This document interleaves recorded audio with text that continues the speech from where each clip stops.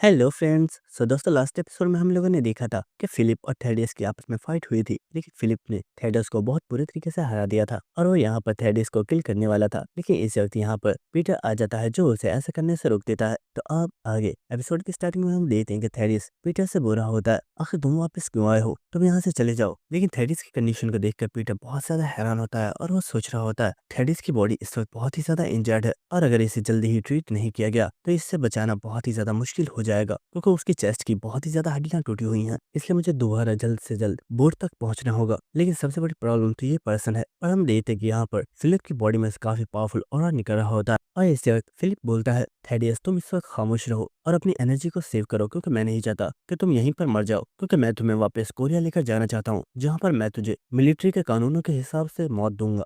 लेकिन इस वक्त फिलिप अपनी घड़ी के ऊपर कुछ कर रहा होता है तो पीटर बुरा होता है अगर तुम इतनी ही ज्यादा बिजी हो तो तुम यहाँ पर आए क्यों हो, तुम्हें वापस चले जाना चाहिए। लेकिन फिलिप बुरा होता है मैंने अपनी घड़ी के ऊपर टाइमर सेट कर दिया है क्योंकि मैं देखना चाहता हूँ कि मैं तुम्हें कितने टाइम में किल कर सकता हूँ। तो ये बात सुनकर पीटर स्माइल कर रहा होता है और हमें दिखाया जाता है कि वो बहुत ही तेजी से फिलिप के ऊपर अटैक कर देता है और इसी के साथ वो बुरा होता है। लेकिन मुझे नहीं लगता कि तुम्हें इस चीज का कोई भी फायदा होने वाला है क्योंकि तुम मुझे किल नहीं कर सकते। और वो फिलिप को एक बहुत ही पावरफुल किक मारता है। लेकिन इसी वक्त फिलिप ने भी पीटर के ऊपर अपने पंच के साथ अटैक किया होता है और ये दोनों ही एक दूसरे से काफी ज्यादा दूर हो जाते हैं, जिसके बाद फिलिप भी यहाँ पर फाइट करने के लिए रेडी हो चुका होता है। और इसी के साथ पीटर सोच रहा होता है ये पर्सन सच में काफी ज्यादा पावरफुल है और इसकी स्पीड भी बहुत ही ज्यादा फास्ट है, क्योंकि जब मैंने इसके ऊपर अपनी किक के साथ अटैक किया था इसने बहुत तेजी से मेरी किक को रोक लिया और इसने मेरे ऊपर काउंटर अटैक भी कर दिया था। क्या यही रीजन है कि इसने बहुत ही आसानी से दोनों कॉन्गो ब्रदर्स को किल कर दिया। लेकिन इसे और फिलिप पीटर के ऊपर अटैक करने के लिए आ रहा होता है और वो बुरा होता है पीटर आखिर तुम क्या सोच रहे हो, तुम्हें इस वक्त सिर्फ फाइट के ऊपर ध्यान देना चाहिए। और हम देखते कि इससे पहले कि फिलिप पीटर को ये पंच मार पाता पीटर बहुत ही तेजी से यहाँ से गायब हो जाता है और हमें दिखाया जाता है कि वो बहुत ही तेजी से फिलिप के पीछे आ जाता है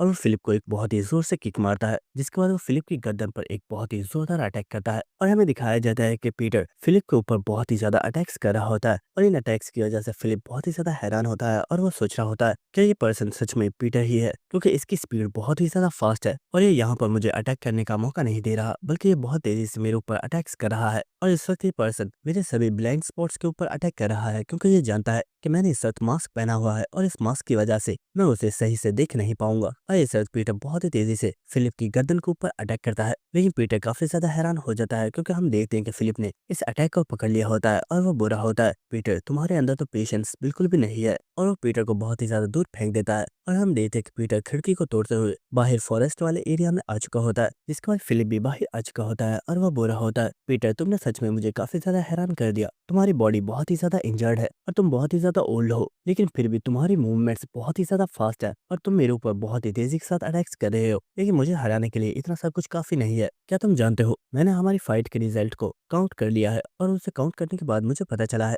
कि यहाँ पर तुम्हारे सर्वाइव करने के चांसेस 18% है। तो ये बात सुनकर पीटर बोल रहा होता है वाओ 18%, ये तो बहुत ही ज्यादा है। और हम देखते हैं कि पीटर बहुत ही तेजी से दरख्तों के पीछे चला जाता है। तो ये देख कर फिलिप बोल रहा होता है पीटर क्या तुम सच में मेरे साथ लुका छुपी खेलना चाहते हो, लेकिन मैं तुम्हें ये बता दूं हमारी फाइट जितनी ज्यादा लंबी होगी तुम्हारे सर्वाइव करने के चांसेस इतने ही ज्यादा डिक्रीज होते जाएंगे। तो ये बात सुनकर पीटर बोल रहा होता है तुम सच में बिल्कुल एक सोल्जर की तरह बात करते हो, इसलिए तो लोग तुम्हें एक मॉन्स्टर बुलाते हैं। और पीटर की आवाज सुनकर फिलिप सोच रहा होता है तो ये यहाँ पर छुपा हुआ है और वो अपने डैगर के साथ इस दरख्त के ऊपर अटैक करता है। लेकिन पीटर इस दरख्त के पीछे नहीं होता और एक दूसरे दरख्त के पीछे से पीटर बोल रहा होता है फिलिप तुमने मुझे बताया नहीं क्या मेरी सर्वाइवल की परसेंटेज इंक्रीज हुई है या नहीं। तो फिलिप बोल रहा होता है नहीं, तुम्हारे सर्वाइवल के चांसेस बिल्कुल भी इंक्रीज नहीं हुए, बल्कि वो हर मोमेंट पर डिक्रीज होते जा रहे हैं और मुझे लगता है मैं इस गेम को बहुत ही जल्द खत्म कर दूंगा। और इसे तो एक दरख्त के पीछे देखता है लेकिन पीटर यहाँ पर भी मौजूद नहीं होता। और इसे पीटर बोलता है मुझे नहीं पता आखिर तुम्हारी स्ट्रेंथ का रीजन क्या है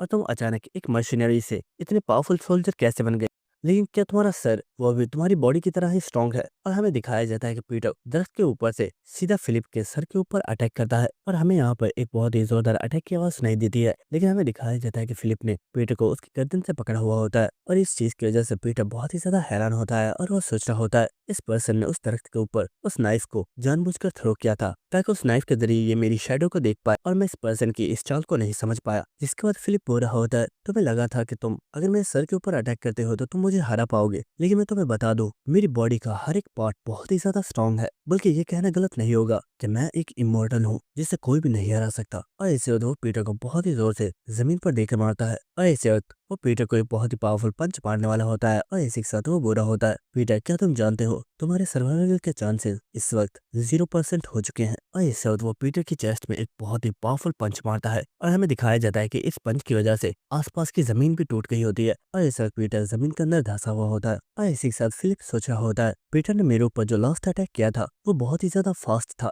लेकिन मैं इसे पकड़ने में कामयाब इस वजह से हो गया क्योंकि उसकी बॉडी बहुत ही ज्यादा इंजर्ड थी, तो उसकी बॉडी में होने वाली पेन की वजह से उसकी मूवमेंट्स काफी ज्यादा स्लो हो गई थी। इसलिए मुझे सबसे पहले इसकी इन मूवमेंट्स को ब्लॉक करना होगा। और हम देख पाते हैं कि उसने अपने हाथ में एक डैगर पकड़ा हुआ होता है और वो पीटर से बोल रहा होता है तुम्हारी स्पीड तुम्हारी सबसे बड़ी स्ट्रेंथ है, इसलिए मुझे सबसे पहले तुम्हारी स्ट्रेंथ को खत्म करना होगा। और ये देख कर पीटर बहुत ही ज्यादा हैरान होता है और वो सोच रहा होता है ये कमीना सच में पागल है, क्या ये मेरे पैर को काटना चाहता है? मुझे अपने पैर को जल्दी इसके हाथ से छुड़ाना होगा, लेकिन इसके हाथ की ग्रिप बहुत ही ज्यादा स्ट्रॉन्ग है और मैं अपने पैर को नहीं हिला पा रहा हूँ। लेकिन इसी वक्त हमें दिखाया जाता है कि फिलिप के आसपास हवा में इस वक्त बहुत ही ज्यादा निडल्स मौजूद होती हैं और इस वक्त ये सभी निडल्स बहुत ही तेजी से थेडिस की बॉडी के ऊपर अटैक कर देती हैं। और हमें दिखाया जाता है कि ये अटैक किसी और ने नहीं बल्कि थेडिस ने किया होता है। लेकिन हमें दिखाया जाता है कि इस अटैक से फिलिप को कोई भी फर्क नहीं पड़ा होता और वो बुरा होता है। थेडिस, मैंने तुम्हें बताया भी था कि मेरी बॉडी बहुत ही ज्यादा स्ट्रांग है और तुम्हारे किसी भी अटैक से मेरी बॉडी पर कोई भी फर्क नहीं पड़ने वाला, लेकिन शायद तुमने मेरी सभी बातों को इग्नोर कर दिया। लेकिन मुझे पता है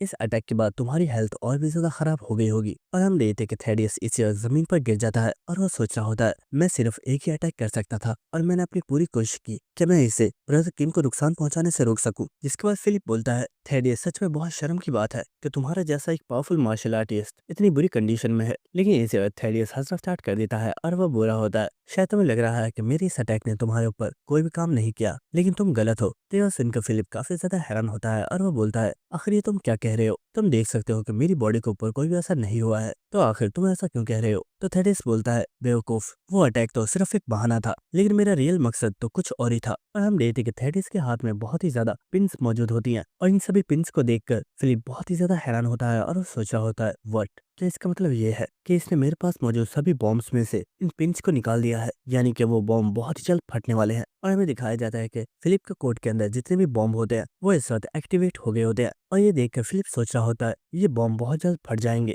लेकिन इनका इस तरह से फटना वेस्ट होगा, इसलिए मुझे इन बॉम्ब्स के साथ पीटर को फिनिश करना होगा। और वो बहुत ही तेजी से पीटर की तरफ भागता हुआ जा रहा होता है और ये देखकर पीटर काफी ज्यादा हैरान होता है, लेकिन इसी वक्त वो चिल्लाकर बोलता है नहीं, ऐसा मत करो। और हम देख पाते हैं कि उसने असलियत में ऐसा थेडियस को बोला था क्योंकि थेडियस ने फिलिप को पकड़ लिया होता है और वो उसे पकड़कर वहीं पर गिर जाता है। और इससे हमें दिखाया जाता है कि यहाँ पर एक बहुत ही बड़ा धमाका होता है, जिसके बाद हमें नेक्स्ट सीन दिखाया जाता है जहाँ पर पीटर बहुत ही तेजी से भाग रहा होता है और उसने थेडियस को अपनी पीठ पर बिठाया हुआ होता है। और इसी के साथ वो बोल रहा होता है थेडियस, तुम फिक्र मत करो, तुम्हें कुछ भी नहीं होगा, हम बहुत जल्द बोर्ड तक पहुंच जाएंगे, चाहे कुछ भी क्यों ना हो मैं तुम्हें बचा कर रहूंगा। लेकिन इसी के साथ थेडियस बोल रहा होता है ब्रदर, मुझे नहीं पता आखिर ये सब चीजें कब इतनी ज्यादा खराब हो गई, लेकिन क्या तुम जानते हो मैंने तुम्हें हमेशा अपना भाई ही माना था। और क्या तुम जानते हो तुम्हारे साथ मैंने जितनी भी मोमेंट्स गुजारी थी वो सभी मोमेंट्स मेरे लिए बहुत ही ज्यादा कीमती है। और वो सोच रहा होता है मैं जब भी तुम्हारे साथ होता था मुझे एक अलग ही खुशी मिलती थी, और शायद ऐसा इसलिए था क्योंकि तुम एक पहले पर्सन थे जिसे मैं अपना दोस्त मानता था। लेकिन इस वक्त पीटर बोलता है थेडियस प्लीज बात मत करो, तुम इस वक्त बहुत ही ज्यादा इंजर्ड हो। लेकिन इसी के साथ थेडियस हंसते हुए बोलता है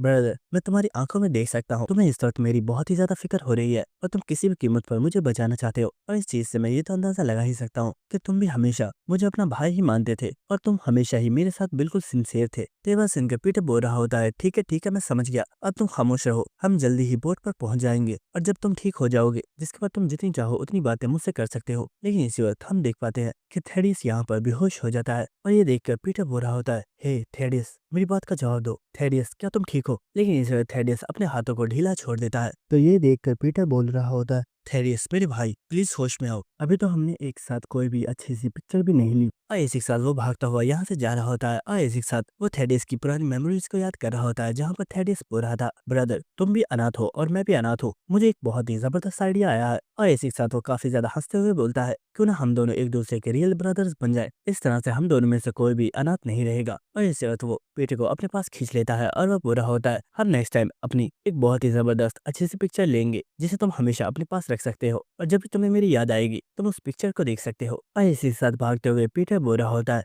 थेडियस तुम ये जानना चाहते थे ना कि मैं उन सब मोमेंट्स के दौरान तुम्हारे साथ सिंसियर था या नहीं, तो अगर सच बताऊं तो मैंने तो हमेशा से ही तुम्हें अपना भाई माना है। तो क्या तुम्हें सच में लगता है कि मैं उस वक्त तुम्हारे साथ सिंसियर नहीं था? लेकिन इसी के साथ पीटर सोच रहा होता है, मुझे कॉलोन में से जल्दी निकलना होगा। मुझे पूरा यकीन है फिलिप को उन बॉम्ब के अटैक्स की वजह से ज्यादा फर्क नहीं पड़ा होगा, क्योंकि उस वक्त जब उस पर्सन की बॉडी में काफी ज्यादा बॉम्ब्स फटने वाले थे, उसने उन बॉम्ब्स को फेंकने के बारे में नहीं सोचा, बल्कि वो उस वक्त सिर्फ मेरी तरफ भाग कर आ रहा था, जैसे उसे पता हो कि वो उन बॉम्ब्स की वजह से नहीं मरेगा। इसलिए जल्द से जल्द हमें यहाँ से निकलना होगा, क्योंकि वो बहुत जल्द हमारा पीछा करते हुए आएगा। जिसके बाद हमें नेक्स्ट फिलिप का सीन दिखाया जाता है और हम देखते हैं कि फिलिप को भी अब होश आ गया होता है और वो सोच रहा होता है, मैं इस कंप्लीट टाइम में बेहोश था और अगर पीटर चाहता तो वो मुझे किल कर सकता था, लेकिन उसने ऐसा नहीं किया, क्योंकि जब हम लोग फाइट कर रहे थे उसका कंप्लीट फोकस सिर्फ थेडिस के ऊपर था। यहाँ तक कि वो अपनी फाइट के ऊपर बिल्कुल भी फोकस नहीं कर रहा था, क्योंकि उसे पता था कि अगर थेडिस को टाइम पर ट्रीट नहीं किया गया तो थेडिस मर सकता है। शायद मैंने पीटर को बहुत ही ज्यादा अंडर एस्टिमेट कर दिया। पीटर सच में बहुत ही ज्यादा पावरफुल है, इसलिए अगली बार मुझे उससे सही से फाइट करनी होगी। जिसके बाद फिलिप कॉल पर किसी पर्सन से बोलता है, प्लान बी को स्टार्ट करो। पीटर किसी भी हालत में यहाँ से बचकर भागना नहीं चाहिए। जिसके बाद हमें नेक्स्ट सीन दिखाया जाता है जहाँ पर पीटर थेडिस को लेकर एक जगह पर छुपा हुआ होता है और इसी के साथ जीवन उसे बता रही होती है, सीनियर कॉलोन में इस वक्त ग्लोरी ऑर्गेनाइजेशन के बहुत ही ज्यादा किलर्स मौजूद हैं और उन्होंने इस वक्त कोंगो ब्रदर्स के सभी शैडोमैन्स को किल कर दिया है और अब कॉलोन उनकी टेरिटरी है, इसलिए वहां से बचकर भागना बहुत ही ज्यादा मुश्किल है। तो पीटर बोल रहा होता है, जीवन तुम्हारा शुक्रिया, तो फिक्र मत करो, मुझे बस कोई प्लान बनाना होगा और हम जल्दी ही इस जगह से निकल जाएंगे। तो ये बात सुनकर जीवन बोल रही होती है, सीनियर तुम चाहे जो कुछ भी करो लेकिन प्लीज मरना मत, हम लोग तुम्हारा वेट करेंगे। जिसके बाद पीटर थेडिस की हालत को देखते हुए सोच रहा होता है, थेडिस की हालत इस वक्त बहुत ही ज्यादा खराब है और अगर थेडिस को जल्दी ही ट्रीट नहीं किया गया तो इससे बचाना बहुत ही ज्यादा मुश्किल हो जाएगा। लेकिन इस वक्त हमारे लिए कॉलोन में से निकलना बहुत ही ज्यादा मुश्किल है, क्योंकि सभी किलर्स हर जगह पर फैले हुए हैं। लेकिन मुझे यहाँ पर कुछ तो प्लान बनाना ही होगा, वरना हम यहाँ से नहीं निकल पाएंगे। जिसके बाद हमें नेक्स्ट किसी पर्सन को दिखाया जाता है जिसे कोई आवाज देता है। तो इस पर्सन को देखकर वो बोल रहा होता है, तुम कौन हो और तुम्हारे कपड़ों के ऊपर ये ब्लड क्यों लगा हुआ है? और हम देखते हैं कि ये पर्सन कोई और नहीं बल्कि पीटर होता है और वो बोलता है, सर मुझे आपसे थोड़ी सी हेल्प चाहिए थी, क्या आप मेरी हेल्प कर सकते हैं? जिसके बाद हमें दो किलर्स को दिखाया जाता है जो कि आपस में बातें कर रहे होते हैं और एक किलर बोल रहा होता है, ओए क्या तुम्हें लगता है कि वो पीटर जो कि एक 80 साल का बुढ़ा है वो यहाँ से जिंदा वापस जा पाएगा? तो दूसरा पर्सन बोल रहा होता है, मुझे इस बारे में नहीं पता, लेकिन पीटर को लोग यूं ही लेजेंड नहीं बुलाते, इसलिए हमें होशियार रहना चाहिए, क्योंकि वो पर्सन बहुत ही ज्यादा डेंजरस है। लेकिन इसी वक्त वो पर्सन किसी चीज की वजह से काफी ज्यादा हैरान होता है और हमें दिखाया जाता है कि सामने से चलता हुआ कोई पर्सन आ रहा होता है और इसी वक्त वो दूसरा पर्सन अपनी गन को उस पर्सन की तरफ एम कर देता है और वो बोल रहा होता है, कौन हो तुम, सामने आओ वरना मैं तुम्हें शूट कर दूंगा। तो एक अगला पर्सन बोलता है, अरे नहीं रुक जाओ, शायद ये कोई हमारा ही साथी है, और वो यहाँ पर एक ट्रॉली को लेकर इनकी तरफ आ रहा होता है। लेकिन इसी के साथ जीवन पीटर से बोल रही होती है, सीनियर ये तो आपने अच्छा किया कि आपने अपने कपड़ों को चेंज कर लिया, इस तरह से किसी भी पर्सन को आपके ऊपर शक नहीं होगा। लेकिन यहाँ पर सबसे बड़ी प्रॉब्लम तो ये है कि आप अकेले नहीं हो और आपके साथ थेडिस भी है, और इसलिए लोगों को बहुत जल्द आपके ऊपर शक हो जाएगा। जिसका वो टकला पर्सन बोल रहा होता है, यहीं पर रुक जाओ और अपनी पहचान बताओ। और इससे वो टकला पर्सन बोलता है,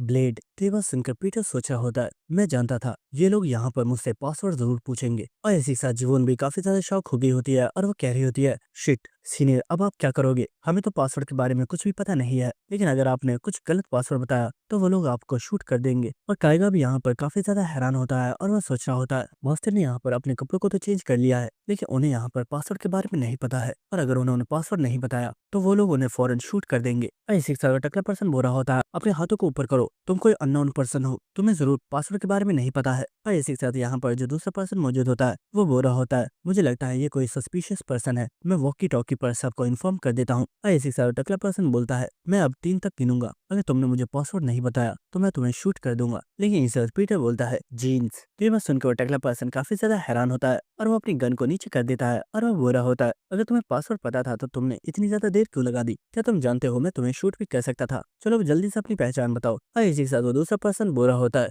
चलो अच्छा हुआ तुमने जल्दी पासवर्ड बता दिया, वरना मैं वॉकी टॉकी पर सबको इन्फॉर्म करने वाला था, जिससे एक बड़ी प्रॉब्लम हो जाती। चलो अब जल्दी से अपनी पहचान बताओ। जिसके बाद पीटर अपने मास्क को उतार देता है और वो बोल रहा होता है, मेरा नाम क्राइन है और मुझे इस मिशन पर सप्लाईज को डिलीवर करने का ऑर्डर दिया गया है। लेकिन इसी के साथ हमें काइगा और जीवन को दिखाया जाता है जो कि इस वक्त काफी ज्यादा शॉक होते हैं और जीवन बोल रही होती है, आखिर सीनियर को पासवर्ड के बारे में कैसे पता और इन्होंने अपना नाम क्राइन क्यों बताया है, क्या तुम्हें इस बारे में पता है? तो काइगा बोल रहा होता है, मैम आखिर मुझे इस बारे में कैसे पता होगा, मैं तो इतने टाइम से आप ही के साथ था। तो जीवन बोल रही होती है, शिट मैं भी किस बेवकूफ से पूछ रही हूँ। लेकिन इसी के साथ हमें पीटर को दिखाया जाता है जो कि इस वक्त स्माइल कर रहा होता है और हमें कुछ देर पहले का सीन दिखाया जाता है जहाँ पे पीटर ने उस पर्सन को आवाज दी थी और वो पर्सन बोल रहा था, आखिर तुम हो कौन और तुम्हारे कपड़ों पर इतना ज्यादा ब्लड क्यों लगा हुआ है? और इसी के साथ पीटर हमें बता रहा होता है, हर पासवर्ड के हमेशा दो पहलू होते हैं और मुझे सबसे पहले फर्स्ट फर्स्ट पहलू को जानना था। और इसके बाद हम देखते कि वो पर्सन अपनी गन को पीटर की तरफ एम कर देता है और वो बोल रहा होता है ब्लेड। और पीटर हमें बता रहा होता है जब मुझे पासवर्ड के फर्स्ट पहलू का पता चल गया तो मैंने उस पर्सन को किल करके अपने कपड़ों को चेंज कर लिया, जिसके बाद मुझे इस पासवर्ड के सेकंड पहलू के बारे में पता करना था।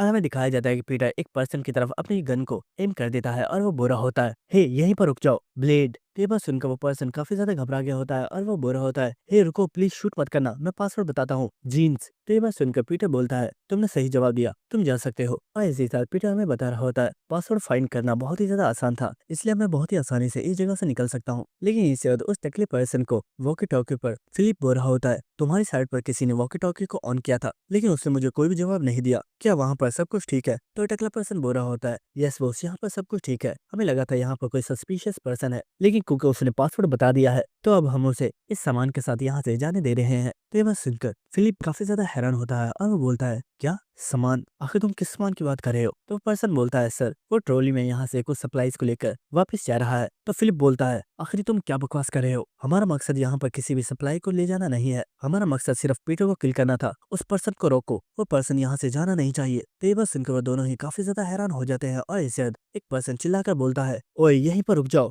वरना मैं तुम्हें शूट कर दूंगा। लेकिन इसे हमें दिखाया जाता है कि पीटर बहुत ही तेज रफ्तार के साथ इस पर्सन के पास आ गया होता है और वह इस पर्सन के पेट में एक बहुत ही जोरदार अटैक करता है, जिसके बाद पीटर बहुत ही तेजी से उस दूसरे टकले पर्सन के पास पहुंच गया होता है और वो उसके सर में एक बहुत ही जोरदार अटैक करता है। और इन लोगों के चिल्लाने की आवाज फिलिप को भी आ रही होती है और फिलिप बोल रहा होता है हे आखिर वहां पर हो क्या रहा है? जिसके बाद फिलिप सभी मशीनरीज के साथ कनेक्ट होता है और वो बोल रहा होता है सभी किलर्स फौरन से एरिया नंबर 3 में पहुंच जाओ, पीटर वहीं पर मौजूद है, जल्दी करो, वो वहां से बचकर नहीं जाना चाहिए। और हमें दिखाया जाता है कि सभी किलर्स भागते हुए इसी तरफ आ रहे होते हैं, जिसके वजह में पीटर को दिखाया जाता है और पीटर के पास क्योंकि वो वॉकी टॉकी मौजूद होता है तो पीटर ने फिलिप की सभी बातों को सुन लिया होता है और वो सोच रहा होता है फिलिप मैं जानता हूँ तुम मुझे यहाँ से किसी भी सूरत पर नहीं जाने दोगे, लेकिन बात अगर सिर्फ मेरी होती तो भी ठीक था, लेकिन बात यहाँ पर थेडियस की है, इसलिए यहाँ से जाने से तुम मुझे कभी भी नहीं रोक सकते। और पीटर बहुत ही तेजी से यहाँ से भागता हुआ निकल जाता है। इसके बाद हमें नेक्स्ट बोट वाले एरिया का सीन दिखाया जाता है जहाँ पर बहुत ही ज्यादा मशीनरीज मौजूद होते हैं और यहाँ पर पीटर भी आ गया होता है और वो देखता है कि इस जगह पर बहुत ही ज्यादा मशीनरीज मौजूद है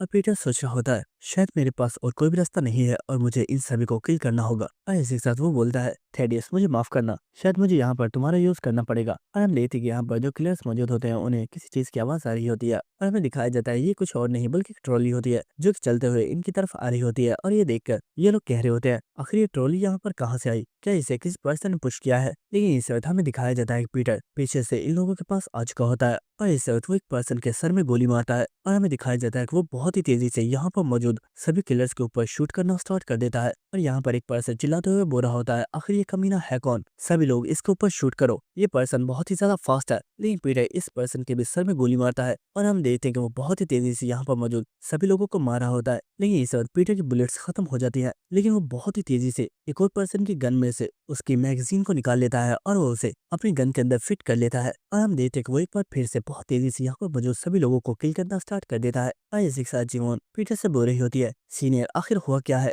मुझे बहुत ही ज्यादा शॉट्स की आवाज आ रही थी, क्या कोई तुम्हारे ऊपर अटैक कर रहा है? सीनियर तुम ठीक तो हो ना, प्लीज ये मत कहना कि तुम्हें बहुत ही ज्यादा बुलेट्स लग गई हैं और तुम इस वक्त बहुत ही ज्यादा इंजर्ड हो। लेकिन इस वक्त हमें पीटर को दिखाया जाता है जो कि इस वक्त बिल्कुल ठीक होता है और वो बोल रहा होता है जीवन मैं बिल्कुल ठीक हूँ, क्या तुम्हें सच में लगता है कि ये लोग मुझे इतनी आसानी से मार डालेंगे? ये बात सुनकर जीवन बोल रही होती है सीनियर मैं जानती हूँ, मैं तो बस यहाँ पर मजाक कर रही थी। जिसके बाद हमें नेक्स्ट सीन दिखाया जाता है कि ये लोग बोट लेकर निकल चुके होते हैं और साइमन बोल रहा होता है ब्रदर आखिर थेडियस को हुआ क्या है, इसकी हालत इतनी ज्यादा बुरी क्यों है? तो पीटर बोल रहा होता है थेडियस ने फिलिप के साथ फाइट की थी जिस वजह से वो बहुत ही ज्यादा इंजर्ड हो गया है, हमें जल्दी ही इसे ट्रीटमेंट देना होगा। लेकिन इसी के साथ वो ओल्ड मैन बोल रहा होता है आखिर तुम लोग क्या कह रहे हो, क्या तुम्हें सच में लगता है कि तुम इस पर्सन को बचा पाओगे? जबकि हम ये साफ देख सकते हैं कि इसके सीने की बहुत ही ज्यादा हड्डियां टूटी हुई हैं, यानी कि इसकी बॉडी के अंदर जो ऑर्गन्स हैं वो भी काफी ज्यादा इंजर्ड हो गए और इसकी इस हालत को देखने के बाद मुझे नहीं लगता कि पर्सन ज्यादा वक्त तक जिंदा रह पाएगा। लेकिन साइमन बोलता है अभी कुछ भी मत बोलो, हमें जल्द से जल्द थेडियस को ट्रीट करना होगा, इसलिए जल्दी हमें किसी हॉस्पिटल तक पहुंचा दो। तो ये सुनकर ओल्ड मैन बोल रहा होता है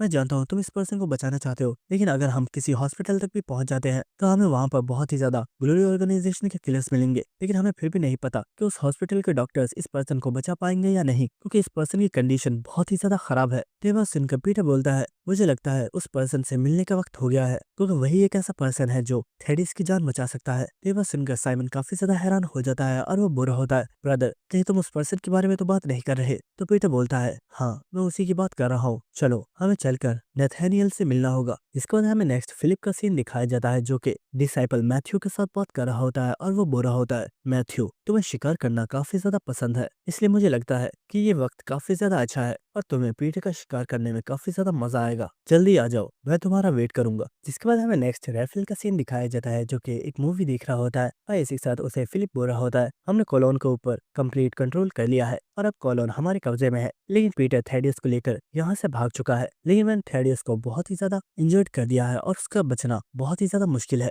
और मुझे पूरा यकीन है पीटर यहाँ पर कुछ भी करके थेडियस को बचाने की हर मुमकिन कोशिश करेगा। इसलिए मुझे पूरा यकीन है कि जिस प्लेस के बारे में आपने मुझे बताया था पीटर थेडियस को वहां पर ही लेकर जाएगा, इसलिए मैंने मैथ्यू के साथ कांटेक्ट कर लिया है और मैथ्यू बहुत जल्दी यहाँ पहुंच जाएगा और फिर हम एक बार फिर से पीटर के ऊपर अटैक करेंगे। तो ये बात सुनकर रैफेल बोलता है, अगर तुम सच में उस जगह पर जा रहे हो तो इस काम के लिए मेरे पास एक और पर्सन है और मुझे लगता है वो पर्सन इस मिशन के लिए काफी ज्यादा सूटेबल रहेगा, तुम वेट करो, वो पर्सन बहुत जल्द वहां पर पहुंच जाएगा। जिसके बाद हमें दिखाया जाता है कि अब सुबह हो चुकी होती है और इसी के साथ वो ओल्ड मैन साइमन से बोल रहा होता है, मुझे एक चीज समझ नहीं आ रही है, जहाँ तक मुझे पता है नेथानियल को तो पीटर ने किल कर दिया था, तो क्या वो पर्सन अभी भी जिंदा है? तो साइमन बोल रहा होता है, अरे नहीं, मुझे लगता है तुम्हें कोई मिसअंडरस्टैंडिंग हो गई है, हम यहाँ पर उस नेथानियल की बात नहीं कर रहे, हम यहाँ पर रियल नेथानियल की बात कर रहे हैं, जो कि ग्लोरी का सबसे पावरफुल डॉक्टर था। और ये कहना गलत नहीं होगा कि वो पर्सन वर्ल्ड का सबसे इनक्रेडिबल सर्जन है, जिसकी सर्जरी कभी भी फेल नहीं होती। शायद तुम्हें मेरी बातों के ऊपर यकीन नहीं होगा, लेकिन मैं तुम्हें उसके बारे में कुछ इंटरेस्टिंग चीजें बताता हूँ। एक बॉम्ब ब्लास्ट की वजह से बहुत ही ज्यादा लोग इंजर्ड हो गए थे और उस वक्त उन लोगों की जान बचाने के लिए वहाँ पर ज्यादा मेडिकल फैसिलिटीज नहीं थी, लेकिन उस वक्त वहाँ पर नेथानियल अपीयर हुआ, जिसने सभी लोगों का ऑपरेशन किया था। लेकिन क्या तुम जानते हो सबसे इंटरेस्टिंग चीज क्या थी? उस वक्त नेथानियल के पास ऑपरेशन करने के लिए कोई भी टूल्स नहीं थे और उसने वो सभी ऑपरेशन सिर्फ अपने हाथों से किए थे, लेकिन फिर भी उसने सभी लोगों की जान बचा ली। तो ये बात सुनकर वो ओल्ड मैन काफी ज्यादा हैरान हो रहा होता है और हमें नेक्स्ट सीन दिखाया जाता है कि वो लोग एक आइलैंड के ऊपर पहुंच चुके होते हैं, जिसके बाद वो ओल्ड मैन यहाँ से चला जाता है और साइमन और पीटर दोनों ही थेडियस को लेकर इस पहाड़ी के ऊपर चढ़ रहे होते हैं। ब्रदर हम बहुत टाइम बाद आज यहाँ पर आए हैं, तुम्हें क्या लगता है क्या नेथानियल हमसे मिलना चाहेगी? तो पीटर बोल रहा होता है, मुझे इस बारे में नहीं पता, लेकिन वही है जो थेडियस को बचा सकती है। जिसके बाद वो अचानक से काफी ज्यादा हैरान हो गए होते हैं और हमें दिखाया जाता है कि इस पहाड़ी के ऊपर एक काफी बड़ा टेम्पल बना हुआ होता है, जिसे देखकर ये लोग काफी ज्यादा हैरान हो गए होते हैं। जिसके बाद साइमन बोल रहा होता है, ब्रदर क्या आपको सच में लगता है कि नेथानियल इस जगह पर ही रहता होगा? तो पीटर बोल रहा होता है, मुझे इस बारे में नहीं पता, लेकिन अगर वो सच में यहाँ पर ही है तो हमें थेडियस के लिए उसे जल्दी तलाश करना होगा। जिसके बाद हमें नेक्स्ट सीन दिखाया जाता है कि ये चलते हुए इस जगह में ऊपर जा रहे होते हैं, लेकिन यहाँ पर एक पर्सन मौजूद होता है जो कि बोलता है, दोस्तों आखिर तुम लोग कौन हो और तुम यहाँ पर कैसे आए? तो इस पर्सन को देखकर ये दोनों ही काफी ज्यादा हैरान होते हैं, लेकिन इसी के साथ साइमन हंसते हुए बोलता है, भाई तुम्हें ये सवाल थोड़ा अजीब लगेगा, लेकिन हम यहाँ पर एक पर्सन की तलाश कर रहे हैं जिसका नाम नेथानियल है, क्या तुम उस पर्सन के बारे में कुछ जानते हो? तो वो पर्सन बोल रहा होता है, क्या नेथानियल? आखिर ये किस तरह का नाम है? मैंने इस तरह के पर्सन के बारे में पहले कभी भी नहीं सुना। तो साइमन बोल रहा होता है, अरे नहीं, जरा सोच कर देखो, हो सकता है यहाँ पर कोई ओल्ड पर्सन मौजूद हो जो लोगों का इलाज करता हो। तो वो पर्सन बोल रहा होता है, सर मैं समझ नहीं पा रहा, आखिर आप क्या कहना चाहते हैं? ये सिर्फ एक नॉर्मल सा टेम्पल है जहाँ पर अक्सर कुछ टूरिस्ट आते रहते हैं। तो वह सुनकर साइमन बोल रहा होता है, ब्रदर मुझे लगता है हम यहाँ से चलना चाहिए, हम शायद सच में किसी गलत प्लेस पर आ चुके हैं। जिसके बाद हम पीटर को देखते हैं जो कि सोच रहा होता है, इस प्लेस पर ज्यादातर लोग मौजूद नहीं है और ये दिखने में तो एक काफी नॉर्मल सा टेम्पल ही लग रहा है, तो क्या सच में नेथानियल इस जगह पर मौजूद नहीं है? क्या यहाँ तक आना हम लोगों के लिए वेस्ट हो चुका है? लेकिन इस वक्त इन्हें किसी पर्सन के काफी ज्यादा चिल्लाने की आवाज आती है और हमें दिखाया जाता है कि यहाँ पर सीढ़ियों से एक लेडी गिर गई होती है और चिल्लाकर बोल रही होती है, मुझे लगता है मेरा शोल्डर डिसलोकेट हो चुका है, मुझे इससे काफी ज्यादा पेन हो रही है, प्लीज कोई डॉक्टर को बुलाओ। तो यहाँ पर वो पर्सन बोल रहा होता है, मैम हमें माफ कीजिएगा लेकिन यहाँ पर कोई भी डॉक्टर नहीं है और यहाँ पर कोई डॉक्टर भी नहीं आ सकता क्योंकि ये माउंटेन्स बहुत ही ज्यादा ऊंची है। तो ये बात सुनकर वो लेडी बोल रही होती है, प्लीज कुछ भी करो लेकिन कोई डॉक्टर को बुला कर लाओ, मैं इस पेन को बर्दाश्त नहीं कर पा रही हूँ। नहीं, इसी बात अचानक से वो काफी ज्यादा हैरान हो गई होती है और वो फौरन से खड़ी हो जाती है और वो बोल रही होती है, ये अचानक हुआ क्या? मेरे शोल्डर में जितनी भी पेन थी वो सारी खत्म हो गई है। ये बात सुनकर वो पर्सन बोल रहा होता है, मैम मुझे लगता है शायद गिरने की वजह से आप काफी ज्यादा घबरा गई थी और आपको लगा कि आपने अपने हाथ को डिसलोकेट कर दिया है, लेकिन आप बिल्कुल ठीक है। तो लेडी बोल रही होती है, मुझे लगता है शायद तुम ठीक कह रहे हो, शायद मैं कुछ ज्यादा ही घबरा गई थी, लेकिन मैं अब बिल्कुल ठीक हूँ और हम आसानी से यहाँ से वापस जा सकते हैं। और इन लोगों को देखकर पीटर बोलता है, साइमन मुझे लगता है शायद हमें सच में यहाँ से चलना चाहिए। तो साइमन बोल रहा होता है, ब्रदर शायद तुमने ठीक कहा, हमें यहाँ से चलना चाहिए। और वो यहाँ से जा रहे होते हैं, लेकिन इसी वक्त कोई पर्सन इन्हें आवाज देता है और हम देखते हैं कि एक पर्सन चलता हुआ इन लोगों के पास चला गया होता है और उसने थेडियस के हाथ को भी पकड़ लिया होता है। और वो पर्सन बोल रहा होता है, आप लोग काफी ज्यादा थके हुए लग रहे हैं और आपने अपनी पीठ पर जिस पर्सन को उठाया हुआ है इसकी हालत काफी ज्यादा खराब लग रही है। मुझे लगता है आज आपको इस जगह पर आराम कर लेना चाहिए क्योंकि बहुत जल्दी शाम होने वाली है। आप लोग फिक्र मत कीजिए, आप सुबह यहाँ से चले जाइएगा। तो ये बात सुनकर पीटर और साइमन दोनों ही काफी ज्यादा हैरान होते हैं और हमें नेक्स्ट सीन दिखाया जाता है कि ये दोनों ही इस टेम्पल के अंदर मौजूद होते हैं। और इसी के साथ साइमन बोल रहा होता है, ब्रदर हमने थेडियस की वाउंड्स के ऊपर कुछ मेडिसिन लगाई हैं, लेकिन मुझे नहीं लगता कि उनसे कुछ भी फर्क पड़ेगा और हमें अर्जेंट किसी डॉक्टर की जरूरत है, वरना हम थेडियस को नहीं बचा पाएंगे। तो ये बात सुनकर पीटर कुछ भी नहीं बोल रहा होता और वो बस थेडियस को ही देख रहा होता है। जिसके बाद हमें नेक्स्ट एक रूम का सीन दिखाया जाता है जिसके अंदर पीटर आ गया होता है और इसी के साथ यहाँ पर जो पर्सन मौजूद होता है वो पूरा होता है, सर क्या कोई प्रॉब्लम है? मुझे लगा था कि शायद आप रेस्ट कर रहे होंगे, लेकिन आखिर आप अचानक यहाँ पर क्यों आ गए? और इससे वक्त वो देखता है कि उन्होंने पीटर को जो खाना दिया था पीटर ने अभी वो नहीं खाया है। तो वो पर्सन बोल रहा होता है, सर क्या आपको चावल पसंद नहीं है? हमने जो आपको खाना सर्व किया था ये भले बिल्कुल नॉर्मल है, लेकिन ये टेस्ट में काफी ज्यादा अच्छे होते हैं, आपको इन्हें चेक करना चाहिए। तो पीटर बोल रहा होता है, एक्चुअली मुझे अभी भूख नहीं है क्योंकि इस वक्त सिर्फ मुझे अपने दोस्त की फिक्र है जो इस वक्त इंजर्ड है और इसलिए मुझे बिल्कुल भी भूख नहीं लग रही है। लेकिन इसी वक्त वो पर्सन बोलता है, वैसे अगर मैं तुम्हें सच बताऊं तो तुमने वो खाना खा लेना चाहिए था क्योंकि उस खाने को खाने के बाद तुम एक गहरी नींद में सो जाते, लेकिन अब क्योंकि तुमने उस खाने को नहीं खाया है तो हमारे पास अब कोई भी चॉइस नहीं है। और इसी वक्त वो पर्सन एक बेल को बजाता है और हमें दिखाया जाता है कि इस बेल को बजाने के बाद ही यहाँ पर एक पर्सन आ गया होता है जिसने अपने पास से एक स्वॉर्ड निकाल ली होती है। और इसी के साथ वो पर्सन बोल रहा होता है, मुझे पूरा यकीन है तुम्हें समझ आ गई होगी कि हम तुम्हारे साथ यहाँ पर क्या करने वाले हैं, लेकिन क्या फिर भी तुम्हें हमसे डर नहीं लग रहा? तो ये बात सुनकर पीटर बोलता है, असल में जितनी लंबी जिंदगी मैं जी चुका हूँ उसके बाद अब इस तरह की चीजों से डर लगना मुझे बंद हो चुका है और अब ऐसी चीजों से मुझे बिल्कुल भी फर्क नहीं पड़ता। जिसके बाद वो स्वॉर्ड वाला पर्सन बोलता है, तुम्हें हमारे बारे में कब पता चला? तो पीटर बोल रहा होता है, जब फर्स्ट टाइम हमारी मुलाकात हुई थी तो उस वक्त ही मुझे तुम्हारे बारे में पता चल गया था क्योंकि तुम्हारे हाथों के ऊपर बहुत ही ज्यादा निशान है जो कि कुछ मामूली चोटों से नहीं बने हैं। ये इस चीज की निशानी है कि तुमने बहुत ही ज्यादा हार्ड ट्रेनिंग की है तभी तुम्हारे हाथों के ऊपर इस तरह के निशान बने हैं। तो ये बात सुनकर वो पर्सन काफी ज्यादा हैरान होता है और वो बोल रहा होता है, तुम सिर्फ एक यंगस्टर हो लेकिन तुम्हारे पास बहुत ही ज्यादा नॉलेज है। तो पीटर बोलता है, मेरा मकसद तुम लोगों को नुकसान पहुंचाना नहीं है, मैं बस यहाँ पर नेथेनियल से मिलना चाहता हूँ, तो क्या तुम मुझे नेथेनियल के पास लेकर जा सकते हो? तो वो पर्सन बोलता है, क्या तुम जानते हो आज तक जिस भी पर्सन ने इस जगह पर नेथेनियल से मिलने की बात कही है हमने उन सभी को मार डाला है। और हम देखते कि वो पर्सन अपने स्वॉर्ड के साथ पीटर के ऊपर अटैक करने के लिए आ रहा होता है और इसी के साथ दूसरा पर्सन अपने रोप डार्ट के साथ पीटर के ऊपर अटैक करने के लिए आ रहा होता है। और वो सोच रहा होता है, ये पर्सन जब यहाँ पर आए थे तो इन लोगों के पास कोई भी वेपन्स नहीं थे और इनके साथ बस एक इंजर्ड पर्सन था, लेकिन फिर भी मुझे ऐसा लगता है कि ये लोग बहुत ही ज्यादा डेंजरस हैं। और इस वक्त वो पर्सन अपने रोप डार्ट के साथ पीटर को पकड़ लेता है और वह बुरा होता है, ये हम बाद में डिसाइड करेंगे कि तुम्हें किल करना है या नहीं, लेकिन अभी के लिए हम तुम्हें बस कैप्चर कर रहे हैं। और इस वक्त हम उस दूसरे पर्सन को देखते हैं जो कि अपनी स्वॉर्ड के साथ पीटर के पैर के ऊपर अटैक करने वाला होता है, लेकिन इस वक्त वो पर्सन काफी ज्यादा शॉक हो जाता है और हमें दिखाया जाता है कि पीटर ने बहुत ही आसानी से उस रोप डार्ट को तोड़ दिया होता है, यहाँ तक कि उसने दूसरे पर्सन के हाथ में से उसकी स्वॉर्ड को भी ले लिया होता है और उसने वो स्वॉर्ड उस पर्सन की गर्दन के ऊपर रखी हुई होती है। और इस चीज की वजह से वो दोनों ही बहुत ही ज्यादा शॉक हो गए होते हैं और वो पर्सन सोच रहा होता है, आखिर इस पर्सन ने ये कैसे किया? इस पर्सन ने बहुत ही आसानी से हम दोनों के अटैक्स को ही बेकार कर दिया। लेकिन इसी के साथ पीटर बोलता है, अगर तुम लोग चाहो तो तुम अपने बाहर मौजूद फ्रेंड्स को भी अंदर बुला सकते हो, मुझे इस चीज में कोई भी प्रॉब्लम नहीं है। तो ये बात सुनकर वो पर्सन बोलता है, आखिर तुम हो कौन? तो पीटर बोलता है, अगर मैंने तुम्हें अपने बारे में बता दिया तो फिर क्या तुम मुझे नेथेनियल के पास ले चलोगे? तो ये बात सुनकर दूसरा पर्सन बुरा होता है, नेथेनियल के बारे में भूल जाओ क्योंकि चाहे हमें अपनी लाइफ को सेक्रीफाइस ही क्यों ना करना पड़े लेकिन तुम कभी भी नेथेनियल तक नहीं पहुंच पाओगे। और इस अर्थ में दिखाया जाता है कि बाहर जितने भी लोग मौजूद होते हैं वो सभी अंदर आ चुके होते हैं और वो फौरन से पीटर के ऊपर अटैक करने के लिए बढ़ जाते हैं, लेकिन इस अर्थ कोई पर्सन इन सभी को रोक देता है और हमें इस पर्सन को दिखाया जाता है जिसने अपने चेहरे को कवर किया हुआ होता है और वो पर्सन बोल रहा होता है, आखिर तुम सब लोग टेंपल के अंदर ये क्या कर रहे हो? क्या तुम लोग जानते नहीं ये सब कुछ गलत है और तुम्हें ये सब नहीं करना चाहिए? जिसके बाद वो पर्सन पीटर से बोल रहा होता है, हमें नहीं पता कि तुम कौन हो और तुम्हें नेथेनियल से क्या चाहिए, लेकिन तुम्हें यहाँ से वापस चले जाना चाहिए क्योंकि नेथेनियल से मिलना तुम्हारे लिए आसान नहीं होगा। लेकिन इस वक्त पीटर बोलता है, क्या प्लीज तुम अब ये एक्टिंग करना बंद करोगी? तो ये बात सुनकर वो पर्सन काफी ज्यादा हैरान होता है और वो बोलता है, आखिर तुम क्या कह रहे हो? मैं तुम्हारी बात का मतलब नहीं समझा। तो पीटर बोलता है, तुम सब लोगों को बेवकूफ बना सकती हो लेकिन तुम कभी भी मुझे बेवकूफ नहीं बना सकती। जब वो विजिटर सीढ़ियों से गिर गई थी तो उसका हाथ डिसलोकेट हो गया था, लेकिन तुमने उस पर्सन के हाथ को इतनी तेजी से फिक्स किया कि उसे भी इस बारे में पता ही नहीं चला और उसे लगा कि उसका हाथ कभी डिसलोकेट हुआ ही नहीं था। लेकिन मैं जानता हूँ कि अगर कोई पर्सन इतना ज्यादा स्किल्ड है तो वो और कोई नहीं बल्कि वो तुम हो। और क्या तुम भूल गई हो, तुम्हारी ये हैबिट अभी तक चेंज नहीं हुई है। तुम जब भी किसी पर्सन को ट्रीट करती हो तो तुमने हाइजीन ग्लव्स पहने हुए होते हैं, और उस वक्त जब तुम उस विजिटर को ट्रीट कर रही थी तो तुमने उस वक्त भी ये हाइजीन ग्लव्स पहने हुए थे।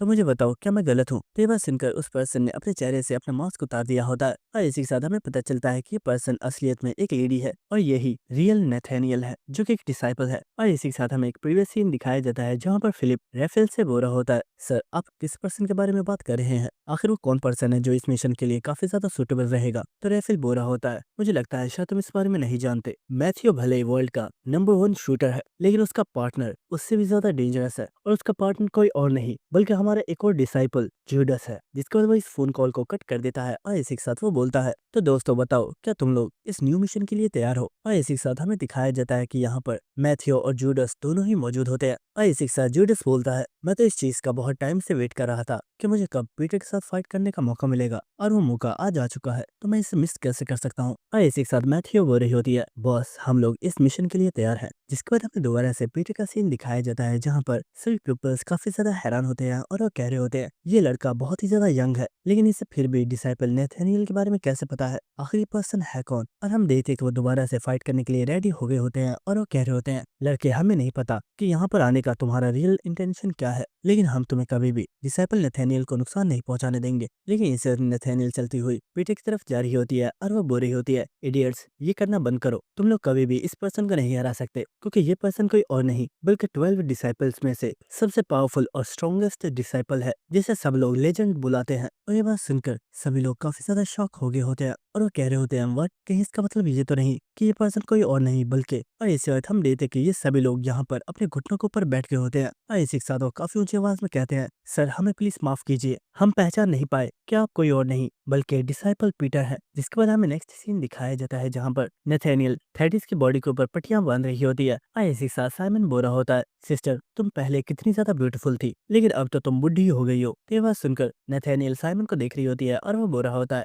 मुझे माफ करना, मैं तो बस मजाक कर रहा था, तुम्हें गुस्सा करने की जरूरत नहीं है। जिसका नेथानियल पीटर से बोल रही होती है, ब्रदर ये सच में बहुत ही ज्यादा शॉकिंग है कि तुम एक बार फिर से यंग हो गए हो, और क्योंकि मैं एक डॉक्टर हूँ तो मुझे इस चीज पर बिल्कुल भी बिलीव नहीं हो रहा है, लेकिन क्योंकि तुम इस वक्त मेरे सामने ही बैठे हो तो मुझे इस पर बिलीव करना ही होगा। तो ये सुनकर साइमन हंसते हुए बोल रहा होता है, नेथानियल ये चीज तो तुमने बिल्कुल ठीक कही, क्या तुम जानते हो जब हम दोनों की मुलाकात हुई थी तो मैंने भी ब्रदर पीटर को कुछ ही देर में पहचान लिया था। लेकिन इसी के साथ वो बोलता है, सिस्टर मैं काफी टाइम से तुमसे ही पूछना चाहता था, क्या अचानक तुम डिसअपियर क्यों हो गई थी? आखिर ऐसा क्या हुआ था कि अचानक तुमने सभी लोगों के साथ अपने कनेक्शन को खत्म कर दिया? तो नेथानियल बोल रही होती है, मुझे लगता है उस सब के बारे में बात करने के लिए ये सही वक्त नहीं है। जिसके बाद नेथानियल पीटर से बोल रही होती है, ब्रदर तुम बहुत ही ज्यादा अजीब हो, पहले तुमने मेरे पास किसी पर्सन को भेजा था जिसे मैंने ट्रीट कर दिया था, लेकिन इस बार तुम खुद एक पर्सन को लेकर आ गए हो। ऐसा बार बार नहीं चलेगा, अगर तुम अब किसी पर्सन को मेरे पास लेकर आए तो मैं उसे ट्रीट नहीं करूंगी। क्या तुम्हें ये बात समझ आ गई है? तो पीटर बोलता है, ठीक है मैं समझ गया, मैं अब दोबारा ऐसा नहीं करूंगा। लेकिन इसी के साथ नेथानियल बोल रही होती है, ब्रदर मैं एक चीज की वजह से काफी ज्यादा शॉक हूँ, इस पर्सन की बॉडी जितनी ज्यादा इंजर्ड है,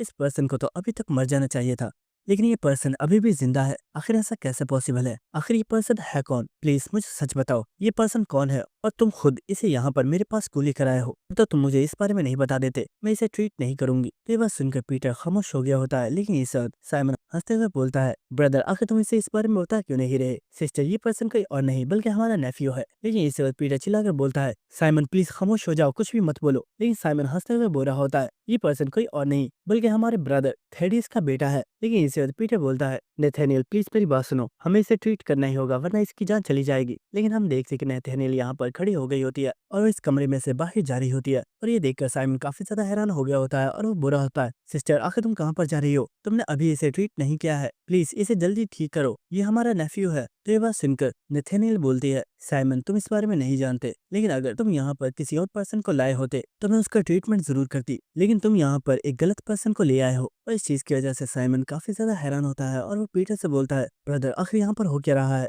आखिर नेथानियल थेडिस का ट्रीटमेंट क्यों नहीं करना चाहती? प्लीज जाइए और इसे समझाइए। जिसके बाद पीटर भी नेथानियल के पीछे चला जाता है, और इसी के साथ साइमन सोच रहा होता है, मुझे लगा था जब मैं सिस्टर को बताऊंगा कि ये पर्सन थेडियस का बेटा है तो वो खुश हो जाएंगी, लेकिन ऐसा क्यों लग रहा है कि उन्हें थेडियस के ऊपर बहुत ही ज्यादा गुस्सा है। क्या मुझे उन्हें इस बारे में नहीं बताना चाहिए था। इसके बाद हमें नेक्स्ट सीन दिखाया जाता है जहाँ पर नथेनियल बाहर आकर बैठी हुई होती है और वो यहाँ पर प्रेयर कर रही होती है। लेकिन इसी वक्त यहाँ पर पीटर भी आ गया होता है जो कि नथेनियल के पास ही बैठ जाता है। तो नथेनियल बोल रही होती है, ब्रदर तुम तो ऐसी चीजों पर बिलीव ही नहीं करते तो तुम यहाँ पर प्रेयर क्यों कर रहे हो। तो पीटर बोल रहा होता है, भले ही मैं इस चीजों पर भरोसा नहीं करता लेकिन मैं इस चीज का दिखावा तो कर सकता हूँ। जिसके बाद पीटर बोल रहा होता है, नथेनियल क्या तुम थेडियस का इलाज इसलिए नहीं करना चाहती क्योंकि तुम उस इंसिडेंट की वजह से अभी भी अपसेट हो। तो ये बात सुनकर नथेनियल खड़ी हो जाती है और वो बोल रही होती है, ब्रदर उस चीज को बहुत ही ज्यादा वक्त हो चुका है, लेकिन उस वक्त से ही मैंने इस चीज को भुला दिया था कि मैं एक सर्जन हूँ, क्योंकि उस इंसिडेंट ने मेरी लाइफ को बहुत ही ज्यादा चेंज कर दिया है। और अब सच बताऊं तो मैं कभी भी किसी भी पर्सन को ट्रीट नहीं करना चाहती। तो ये बात सुनकर पीटर बोल रहा होता है, तुम्हारे जो वर्ड्स हैं वो तुम्हारे एक्शंस के साथ बिल्कुल भी मैच नहीं कर रहे। अगर यही रीजन है तो फिर तुमने थेडियस की पल्स को चेक क्यों किया था, और जो मेडिकल हर्ब्स हमने थेडियस की बॉडी पर लगाई थी वो भी हमें तुमने ही प्रोवाइड की थी। तो आखिर तुम ऐसा क्यों कर रही हो। तुम एक डॉक्टर हो और तुम्हारा फर्ज लोगों को सेव करना है। कहीं ऐसा तो नहीं कि तुम अब भी हना के बारे में सोच रही हो। और इसी साथ पीटर यहाँ पर एक लड़की के बारे में सोच रहा होता है और हमें बताया जाता है कि वो लड़की कोई और नहीं बल्कि नथानिएल की बेटी थी। और इसी के साथ पीटर बोल रहा होता है, वो जो भी हादसा हुआ था उस सब में तुम्हारी गलती नहीं थी, वो सिर्फ एक एक्सीडेंट था। तो ये बात सुनकर नथानिएल बोल रही होती है, ब्रदर भले ही मैं हजारों लोगों की जान बचा लूं, लेकिन मैं ये बात कैसे भूल सकती हूँ कि मेरी वजह से भी किसी की जान गई है। इसलिए अब मेरे अंदर पहले वाली हिम्मत नहीं रही और मुझे नहीं लगता कि मैं अब कभी भी किसी को पहले की तरह ट्रीट कर सकती हूँ। और नथानिएल वहां से जारी होती है। लेकिन इसी वक्त नथानिएल बहुत ही ज्यादा हैरान हो जाती है और इसी के साथ हमें दिखाया जाता है कि पीटर जमीन पर बैठा हुआ होता है और उसने नथानिएल के हाथ को पकड़ा हुआ होता है और वो बोल रहा होता है, नथानिएल प्लीज क्या तुम थेडियस को मेरे लिए सेव नहीं कर सकती। मैं तुमसे भीख मांगता हूँ, प्लीज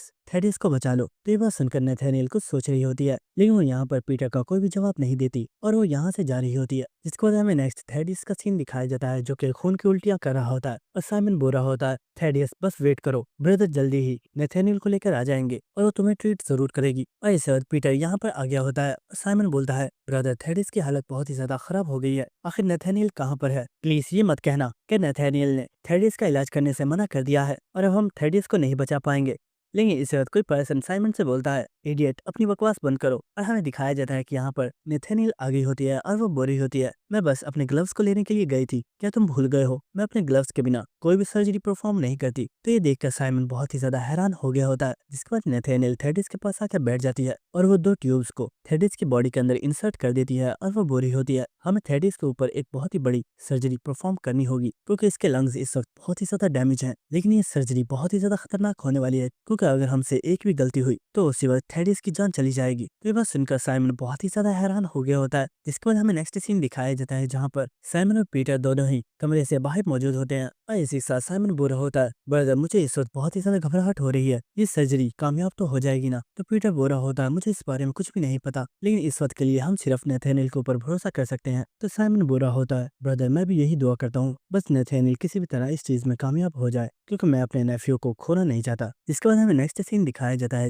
जहाँ पर एक पर्सन सारे कचरे को साफ कर रहा होता है। लेकिन इस वक्त कोई पर्सन उसे बोलता है, मिस्टर इस माउंटेन पर ऊपर जाने के लिए सीधा रास्ता कौन सा है। तो बस सुनकर पर्सन काफी ज्यादा हैरान होता है और वो बोलता है, आप लोग कौन है और आप इतनी रात को यहाँ पर क्या कर रहे हैं। रात के टाइम यहाँ पर विजिटर्स का आना मना है, आप लोग इस वक्त ऊपर नहीं जा सकते। और हमें दिखाया जाता है कि ये पर्सन कोई और नहीं बल्कि मैथ्यू और जूडस होते हैं। और इसी के साथ मैथ्यू बोल रही होती है, हमें ऊपर थोड़ा काम है इसलिए हमें तो जाना ही होगा, लेकिन अगर तुम हमारे रास्ते में आए तुम मर जाओगे। तो ये बात सुनकर वो पर्सन बोल रहा होता है, मैम आखिर ये आप क्या कह रही हैं, मैं आपकी बात का मतलब नहीं समझा, लेकिन फिर भी मैं एक बात आपको बता देता हूँ, आप लोग किसी भी सूरत में यहाँ से आगे नहीं जाने वाले और बेहतर यही होगा कि आप लोग यहाँ से वापस चले जाइए। और हमें दिखाया जाता है कि यहाँ पर कुछ और मेंबर्स भी आगे होते हैं जिन्होंने अपने हाथों में वेपन्स पकड़े हुए होते हैं। तो मैथ्यू बोल रही होती है, ये लोग सच में बहुत ही ज्यादा एनोइंग है और इस तरह के लोग मुझे बिल्कुल भी पसंद नहीं है। जिसको वो पर्सन सोच रहा होता है, आखिर ये लोग हैं कौन, इनके हाथों में इस वक्त कोई भी वेपन नहीं है, लेकिन फिर भी ये लोग मुझे काफी ज्यादा डेंजरस लग रहे हैं, इसलिए इससे पहले कि ये लोग हमारे ऊपर अटैक करें हमें इनके ऊपर अटैक करना होगा। और इससे वक्त वो एक रोप डार्ट के साथ मैथ्यू के ऊपर अटैक करता है, लेकिन इसी वक्त हमें एक गन शॉट की आवाज सुनाई देती है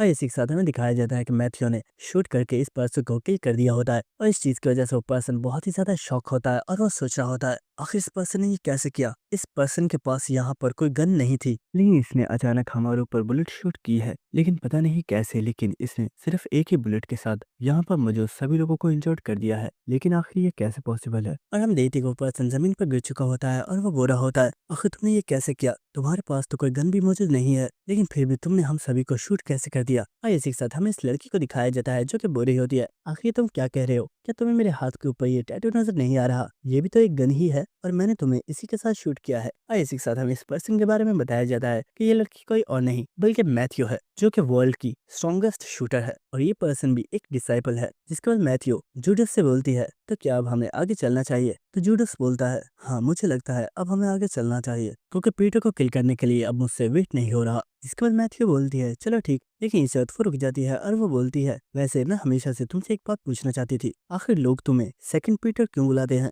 क्या तुम मुझे इस बारे में बता सकते हो? ये बात सुनकर जूडस को काफी ज्यादा गुस्सा आ गया होता है और वो बुरा होता है। मैंने तुम्हें इस बारे में पहले भी बताया है, सेकंड पीटर इस नाम से मुझे नफरत है, और अगर तुमने आज के बाद उससे इस बारे में पूछा तो मैं तुम्हें मार डालूंगा। ये बात सुनकर मैथ्यू हंसते हुए बोलती है, क्या सच में? इससे पहले तुम मुझे मारने की कोशिश करोगे, मैं तुम्हारी बॉडी के अंदर बहुत ही ज्यादा छेद बना चुकी होंगी। और हम देख पाते हैं कि उसने एक गन को जूडस के पेट के ऊपर रखा हुआ होता है। लेकिन इस वक्त जूडस मैथ्यू के करीब आता है और वो बोलता है, मैथ्यू एक चीज मैं तुम्हें बता दूं, तुम्हारे हाथ में कोई गन हो या कोई नाइफ या फिर कोई बहुत ही पावरफुल वेपन ही क्यों ना हो, लेकिन मैं तुम्हारे साथ किसी भी वेपन के साथ फाइट कर सकता हूँ। और इससे पहले कि तुम उन वेपन्स को यूज करने के बारे में सोचोगी, मैं तुम्हें मार चुका हूँगा। तो वह सुनकर मैथ्यू काफी ज्यादा हैरान हो गई होती है। जिसके बाद मैथ्यू यहाँ से जा रही होती है और वो बोल रही होती है, मैं तो बस तुम्हारे साथ मजाक कर रही थी, लेकिन तुम तो सच में बहुत ही ज्यादा बोरिंग हो। लेकिन हाँ, मैं सोच रही हूँ इस मिशन के खत्म होने के बाद हमारी एक स्पॉट तो बनती है। तुम इस बारे में क्या सोचते हो? तो ये बात सुनकर जूडस बोल रहा होता है, मैथ्यू मुझे लगता है अब हमें चलना चाहिए, क्योंकि हमें अपने मिशन को भी कंप्लीट करना है।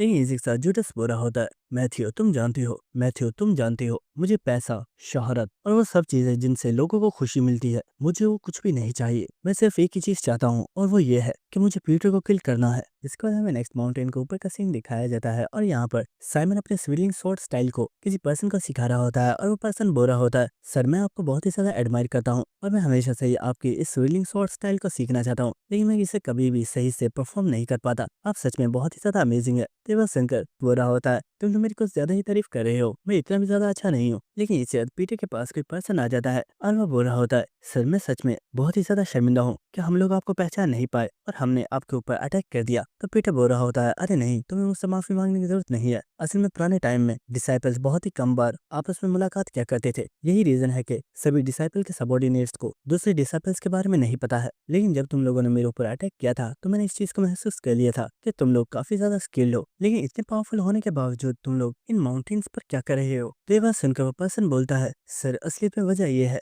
कि हम सभी लोग अपनी दूसरी लाइफ को जी रहे हैं। तो ये बात सुनकर पीटर बहुत ही ज्यादा हैरान होता है और वो बोलता है, आखिर इस बात से तुम्हारा क्या मतलब है? जिसका वो पर्सन पीटर को बता रहा होता है, अब से बहुत टाइम पहले हम लोग एक मिशन के लिए पहाड़ी इलाकों में गए थे, लेकिन वहाँ पर बहुत ही ज्यादा ठंड होने की वजह से हम लोग उसी जगह पर फंस गए और वहाँ से वापस आना बहुत ही ज्यादा मुश्किल था। जिसके बाद हम सभी लोग वहाँ पर अपनी मौत का ही वेट कर रहे थे। जिसके बाद हम इन लोगों को देखते हैं जिनमें एक पर्सन बुरा होता है, हम यहाँ पर आर्मी के मिशन की वजह से आए हुए हैं, लेकिन हमने कभी नहीं सोचा था कि इस मिशन पर हम सभी मारे जाएंगे। और एक पर्सन बुरा होता है, हम लोगों ने सोचा था कि शायद हमें जल्दी रेस्क्यू करने के लिए यहाँ पर और लोग आ जाएंगे, लेकिन यहाँ पर अभी तक कोई भी नहीं आया है और इस वक्त तक हमारे एनिमीज को हमारे बारे में पता चल चुका होगा और वो जल्दी ही और वो किसी भी वक्त हमें किल करने के लिए आ सकते हैं। और इसी के साथ वो पर्सन बता रहा होता है, उस वक्त हम लोग सिर्फ अपनी मौत का इंतजार कर रहे थे, क्योंकि उस वक्त ना हमारे पास खाना था, ना ही वापस जाने का कोई रास्ता था और उस वक्त हम सभी लोग इंजर्ड थे। लेकिन उस वक्त उस जगह पर कोई पर्सन अपीयर हुआ और इसी के साथ हमें दिखाया जाता है कि यहाँ पर दरवाजे पर कोई पर्सन नॉक कर रहा होता है और इस आवाज को सुनकर ये सभी लोग काफी ज्यादा घबरा गए होते हैं और इन्होंने अपनी गन्स निकाली होती हैं और ये कह रहे होते हैं ये शायद हमारे एनिमी है।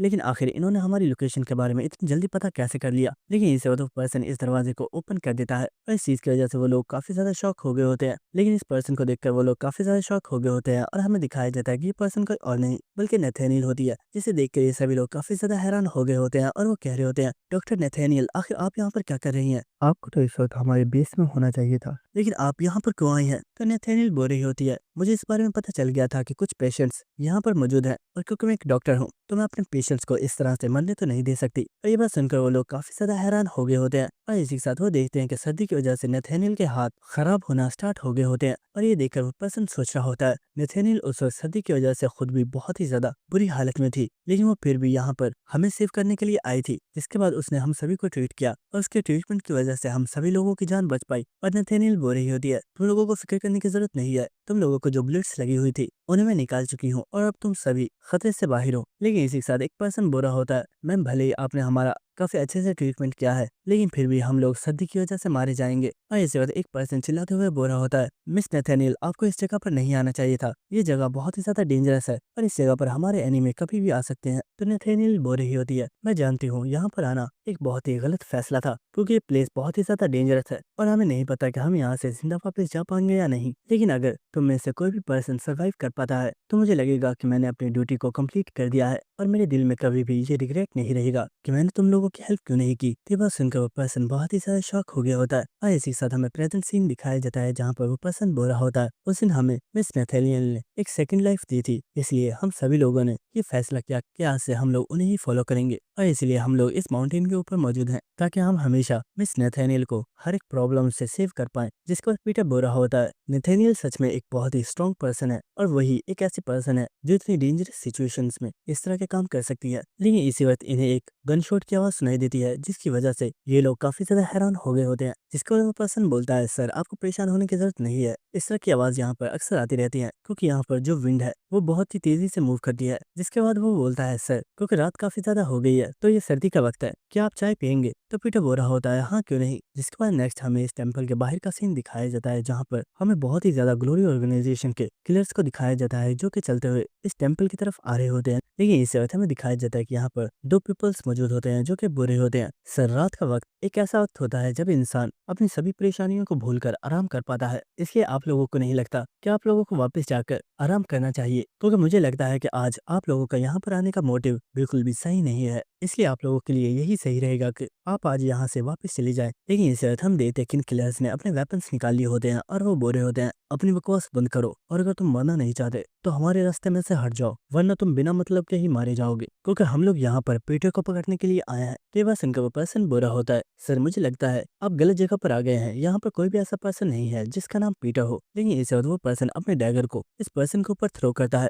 लेकिन उस मॉन्क ने बहुत ही आसानी से इस डैगर को डॉच कर लिया होता है। और ये देखकर वो किलर बहुत ही ज्यादा हैरान होता है और वो बोल रहा होता है मुझे लगा था तुम्हें सिर्फ बात करना ही आता है, लेकिन शायद तुम भी काफी ज्यादा स्किल्ड हो। और इस वक्त हम देखते हैं कि यहाँ पर सभी लोगों ने अपने वेपन्स निकाल लिए होते हैं और इसी के साथ हमें बताया जाता है कि यहाँ पर जितने भी लोग मौजूद हैं ये सभी बी रैंक किलर्स हैं। और इस वक्त हम देखते हैं कि यहाँ पर मौजूद ये सभी लोग एक साथ इन लोगों के ऊपर अटैक करने के लिए बढ़ जाते हैं। लेकिन इस वक्त हमें दिखाया जाता है कि उस पर्सन ने भी अपनी रोप डार्ट को निकाल लिया होता है और वो बहुत ही तेजी से जंप करके उस रोप डार्ट के साथ इन लोगों के ऊपर अटैक करता है। और हमें दिखाया जाता है कि उसने अपने एक ही अटैक के साथ यहाँ पर एक साथ 3 लोगों को किल कर दिया होता है। और ये देखकर सभी लोग काफी ज्यादा शॉक हो गए होते हैं और वो बोल रहे होते हैं आखिर ये पर्सन है कौन, आखिर इसने उन लोगों को इतनी आसानी से किल कैसे कर दिया। लेकिन इस वक्त एक पर्सन काफी ज्यादा शॉक हो जाता है और हमें दिखाया जाता है कि यहाँ पर एक पर्सन ने बहुत तेजी से इनके ऊपर अटैक कर दिया होता है। और हम देखते हैं कि ये अटैक किसी और ने नहीं बल्कि उस दूसरे मॉन्क ने किया होता है जिसने अपनी स्वॉर्ड के साथ यहाँ पर स्विलिंग स्वॉर्ड स्टाइल को यूज किया होता है। जिसके बाद वो रोप डार्ट वाला मॉन्क बोलता है तुम लोग यहाँ पर इस माउंटेन के पीस को बर्बाद करने के लिए आए हो, लेकिन हम ऐसे नहीं होने दे सकते,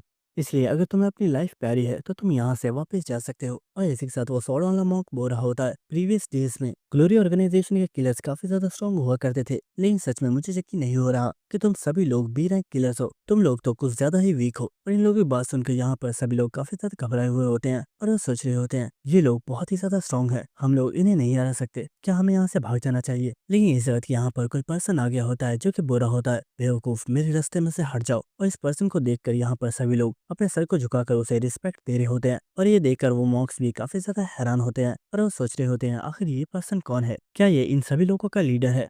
लेकिन इस वक्त इस पर्सन की बॉडी में से हमें कोई भी किलिंग इंटेंट महसूस नहीं हो रहा, लेकिन क्योंकि ये इन लोगों का बॉस है इसका साफ मतलब यही है कि ये इन सभी से ज्यादा पावरफुल होगा, इसलिए हमें टाइम को वेस्ट नहीं करना चाहिए। और इस वक्त ये दोनों मॉन्क्स एक दूसरे की तरफ देखते हैं और वो एक साथ बहुत तेजी से इस पर्सन के ऊपर अटैक करने के लिए बढ़ जाते हैं। और वो रोप डार्ट वाला पर्सन अपनी रोप डार्ट के साथ जूडस के ऊपर अटैक करता है, लेकिन जूडस ने बहुत ही आसानी से उस अटैक को डॉच कर लिया होता है। और ये देखकर वो पर्सन काफी ज्यादा हैरान होता है, लेकिन वो सोच रहा होता है मेरे इस अटैक से बचना इतना भी आसान नहीं है। क्या इसे सच में लगता है कि इतनी आसानी से इसे डॉज कर सकता है? और हम देखते हैं कि वो रोप डार्ट पीछे एक पत्थर से टकराकर दोबारा से जूडस की तरफ आ रही होती है और वो मॉन्क सोच रहा होता है शायद इस पर्सन को रोप डार्ट के बारे में कुछ भी पता नहीं है, ये मेरी इस अटैक की वजह से मारा जाएगा। लेकिन इस अर्थ में दिखाया जाता है कि जूडस ने इस रोप डार्ट को पकड़कर उसे अपना वेपन बना लिया होता है और ये देखकर वो पर्सन काफी ज्यादा शॉक हो गया होता है और वो सोच रहा होता है आखिर ये क्या था, आखिर इस पर्सन ने इस रोप डार्ट को कब तोड़ दिया और इसने इसे अपना वेपन कब बना लिया। कहीं ऐसा तो नहीं कि हमने जितना सोचा है ये पर्सन उससे बहुत ही ज्यादा स्ट्रांग है। जिसके बाद हम दूसरे मॉन्क को देखते हैं जो कि बहुत ही तेजी से इस पर्सन के ऊपर अटैक करने के लिए जा रहा होता है और वह बहुत ही तेजी से जूडस के ऊपर एक बहुत ही पावरफुल अटैक करता है। लेकिन इस अर्थ में दिखाया जाता है कि जूडस ने इसकी स्वॉर्ड ले ली होती है और उसने रोप डार्ट के साथ उस दूसरे मॉन्क को बांध दिया होता है और वो इन दोनों को ही दूर फेंक देता है और इस चीज की वजह से ये दोनों ही बहुत ही ज्यादा शॉक हो गए होते हैं। और इसी के साथ एक मॉन्क सोच रहा होता है मुझे लगा था ये पर्सन रोप डार्ट मास्टर है, इसलिए इसने बहुत ही आसानी से मेरी रोप डार्ट को कंट्रोल कर लिया। लेकिन क्या इस पर्सन ने स्वॉर्डमैनशिप भी सीखी हुई है? आखिर इस पर्सन ने इस स्वॉर्ड को उसके हाथ से इतनी आसानी से कैसे छीन लिया? आखिर ये पर्सन है कौन? लेकिन इस वक्त यहाँ पर उन किलर्स में से एक पर्सन बुरा होता है, सर हमें माफ कीजिएगा, ये मिशन हमें कंप्लीट करना चाहिए था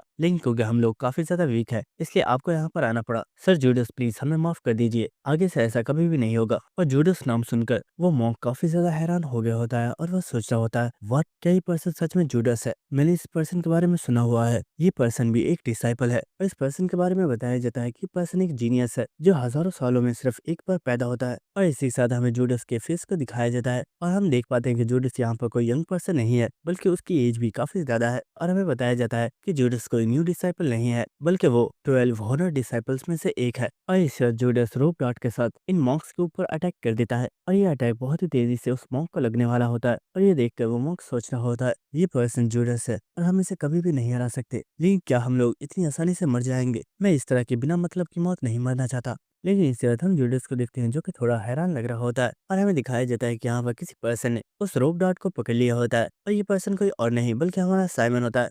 और इसी के साथ साइमन बुरा होता है जूडस तुम्हें शर्म आनी चाहिए, एक रियल डिसाइपल कभी भी बच्चों के साथ फाइट नहीं करता है। तो ये बस सुनकर जूडस स्माइल कर रहा होता है और वो बुरा होता है तुम हमेशा की तरह ही फास्ट हो और तुमने सच में इस पर्सन को बचा लिया। तो मेरे भाई कैसे हो तुम? तुम्हें इतने टाइम बाद देखकर अच्छा लगा, लेकिन तुम यहाँ पर अकेले क्यों हो और हमारा बड़ा भाई पीटर कहाँ पर है? तो जूडस की बात सुनकर साइमन बुरा होता है तुम तो यहाँ पर इस तरह बात कर रहे हो जैसे हम लोग अभी भी पुराने दोस्त हैं, लेकिन इस वक्त हम लोग दुश्मन हैं और दुश्मन कभी भी आपस में इतने अच्छे तरीके से बात नहीं करते। और क्या तुम्हें सच में लगता है कि तुमसे मिलकर ब्रदर पीटर तुम्हारा वेलकम करेंगे? मुझे तो ऐसा नहीं लगता। तो ये सुनकर जूडस बुरा होता है तुम लोगों की सोच बिल्कुल पहले जैसी ही है, आखिर राइफल को ज्वाइन करने में प्रॉब्लम भी क्या थी? लेकिन मैं जानता हूँ कि तुम लोगों को समझाने का भी कोई फायदा नहीं है क्योंकि तुम लोगों ने पहले भी कभी भी मेरी बात नहीं सुनी थी। लेकिन मैं एक चीज की वजह से काफी ज्यादा हैरान हूँ, मुझे पता नहीं था कि तुम अब इतने ज्यादा वीक हो गए हो। क्या ऐसा इसलिए है क्योंकि अब तुम्हारे पास तुम्हारा राइट हैंड नहीं है? तुम्हें इस हालत में देखकर मुझे काफी ज्यादा अफसोस हुआ। तो ये बात सुनकर साइमन बुरा होता है अगर ऐसी बात है तो तुम्हें यहाँ पर मेरे लिए कुछ गिफ्ट्स लेकर आना चाहिए था,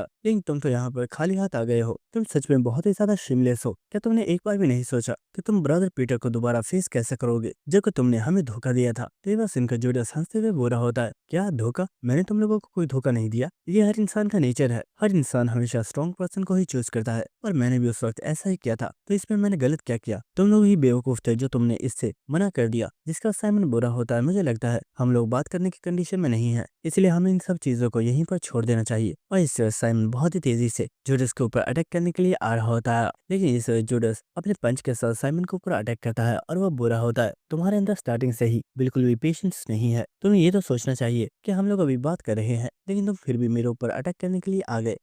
लेकिन हम देखते हैं कि साइमन ने बहुत ही आसानी से जूडस के अटैक्स को रोक लिया होता है और इसी वक्त वो अपने सर को बहुत ही जोर से जूडस के सर में मारता है। लेकिन इसी वक्त वो काफी ज्यादा हैरान हो जाता है और इसी के साथ जूडस पूरा होता है साइमन क्या तुम भूल गए हो किसी भी पर्सन के लिए मुझे क्लोज कॉम्बैट में हराना इम्पॉसिबल है, तो क्या तुम्हें सच में लगता है कि तुम मुझे हरा पाओगे? तो ये बात सुनकर साइमन जूडस से काफी ज्यादा पीछे हो गया होता है और इसी के साथ साइमन बोरा होता है तुम हमारी इस फाइट में इतनी ज्यादा कॉन्फिडेंट इसलिए हो क्योंकि तुम्हें लग रहा है कि अब मेरे पास सिर्फ एक ही हाथ है और तुम मुझे बहुत ही आसानी से हरा दोगे। लेकिन मैं तुम्हें बता दूं मेरे एक ही हाथ तुम्हें खत्म करने के लिए काफी है और वो बहुत ही तेजी से जूडस के ऊपर अटैक करने के लिए बढ़ जाता है और जूडस भी बहुत ही तेजी से साइमन के ऊपर अटैक करने के लिए आ रहा होता है और हमें दिखाया जाता है कि इन दोनों ने बहुत ही तेजी के साथ आपस में फाइट करना स्टार्ट कर दी होती है और ये इस जगह पर बहुत ही तेजी के साथ मूव कर रहे होते हैं और ये देखकर यहाँ पर मौजूद सभी लोग बहुत ही ज्यादा हैरान हो रहे होते हैं और वो कह रहे होते हैं कि ये लोग सच में ह्यूमंस है। आखिर ये लोग इस माउंटेन के ऊपर इतनी तेजी के साथ मूव कैसे कर पा रहे हैं। और इसी के साथ वो मॉन्क सोच रहा होता है, मुझे लग रहा था कि डिसाइपल साइमन अब काफी ज्यादा वीक हो गए हैं क्योंकि उनका एक हाथ भी कट चुका है, लेकिन उनकी इस फाइट को देखने के बाद तो लग रहा है कि वो अब भी बहुत ही ज्यादा पावरफुल है और शायद वो जूडस को भी हरा देंगे।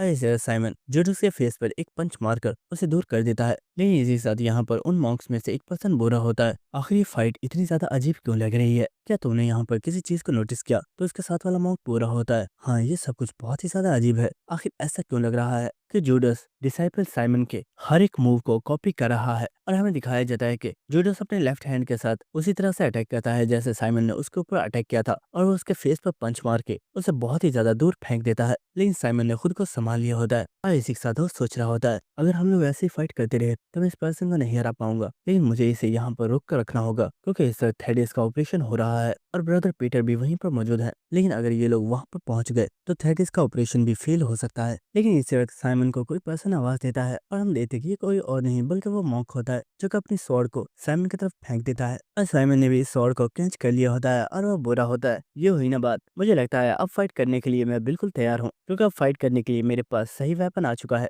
और इसी वक्त हम देखते हैं कि जूडस ने भी अपने पास 2 डैगर्स निकाल लिए होते हैं और वो बुरा होता है, चलो अच्छा ही हुआ कि अब तुम्हारे पास भी एक वेपन मौजूद है, वरना अगर मैं तुम्हें ऐसे ही मार डालता तो मैं लोगों को क्या बताता। लेजेंडरी स्वॉर्ड्समैन को मैंने उसकी स्वॉर्ड यूज करने का मौका दिया ही नहीं और मैंने उसे ऐसे ही किल कर दिया। तेवा सुनकर साइमन बुरा होता है, अपनी बकवास बंद करो और आ जाओ, मैं तुमसे फाइट करने के लिए तैयार हूँ। और ये देखकर जूडस सोच रहा होता है, इसके हाथ में स्वॉर्ड आते ही इसका ऑरा एक बार में ही चेंज हो गया है और ऐसा लग रहा है कि इसकी स्ट्रेंथ कई गुना ज्यादा बढ़ गई है, मुझे इसे होशियार रहना होगा वरना ये मेरी बॉडी को काफी ज्यादा इंजर्ड कर सकता है। लेकिन इसे बाद हम देखते कि साइमन बहुत ही तेजी से यहाँ पर अपने स्विलिंग स्वॉर्ड स्टाइल को यूज करते हुए जूडस के ऊपर बहुत ही पावरफुल अटैक करता है और इस अटैक की वजह से जूडस भी बहुत ही ज्यादा हैरान होता है और वो सोच रहा होता है मैं इस अटैक को डॉज नहीं कर सकता, लेकिन अगर मैंने इस अटैक को डॉज नहीं किया तो ये सीधा मेरी गर्दन के ऊपर अटैक करेगा। लेकिन इसे बाद साइमन अपने स्वॉर्ड को रोक लेता है और इसी के साथ वो बोलता है तुम सच में एक कचरे ही रहोगे, तुम बिल्कुल भी नहीं बदले। तो ये बात सुनकर जूडस स्माइल कर रहा होता है और हमें दिखाया जाता है कि उसने उस मॉन्क को पकड़ा हुआ होता है जिसे उसने अपने सामने कर लिया होता है और इसी के साथ जूडस बोल रहा होता है साइमन जैसा कि मैंने सोचा था तुम पहले से बहुत ही ज्यादा वीक हो गए हो क्योंकि तुम यहाँ पर एक इनोसेंट पीपल को हर्ट नहीं करना चाहते, इसलिए तुमने अपने अटैक को बीच में ही रोक लिया, जिसके बाद वो उस मॉन्क को दूर फेंक देता है और वो बुरा होता है। साइमन क्या तुम जानते हो तुम्हारे ये स्विलिंग स्वॉर्ड स्टाइल, मुझे लगता है मैंने इसे सही से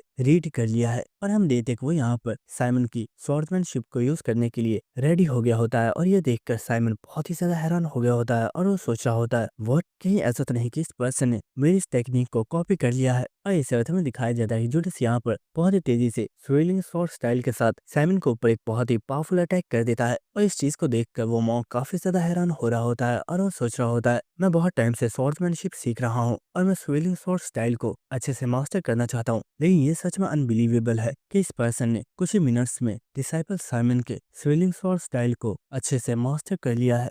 और साइमन सोच रहा होता है शिट, आखिर इस पर्सन ने मेरी स्टाइल को कॉपी कैसे कर लिया, आखिर ऐसा कैसे पॉसिबल है। और हम देखते हैं कि साइमन ने जूडस के इस अटैक को रोक लिया होता है। तो ये देखकर जूडस सोच रहा होता है जैसे कि मैंने सोचा था, क्योंकि ये इसी का स्टाइल है तो ये जानता है कि अपने अटैक को ये किस तरह से रोक सकता है। इसने बहुत आसानी से इस अटैक को रोक लिया, लेकिन अब काफी ज्यादा टाइम हो चुका है और मुझे जल्दी यहाँ से जाना होगा। जिसके बाद जूडस अपने वेपन्स को वापस रख लेता है और वह बुरा होता है ब्रदर साइमन, मैं तुम्हारे साथ कुछ देर और एंजॉय करना चाहता था, लेकिन मुझे माफ करना क्योंकि मुझे बहुत ही ज्यादा देर हो रही है और मैं यहाँ पर एक काफी सीरियस मिशन पर हूँ। लेकिन इससे साइमन चिल्लाते हुए बुरा होता है आखिर तुम क्या बकवास कर रहे हो, क्या तुम्हें सच में लगता है कि मैं तुम्हें यहाँ से जाने दूंगा?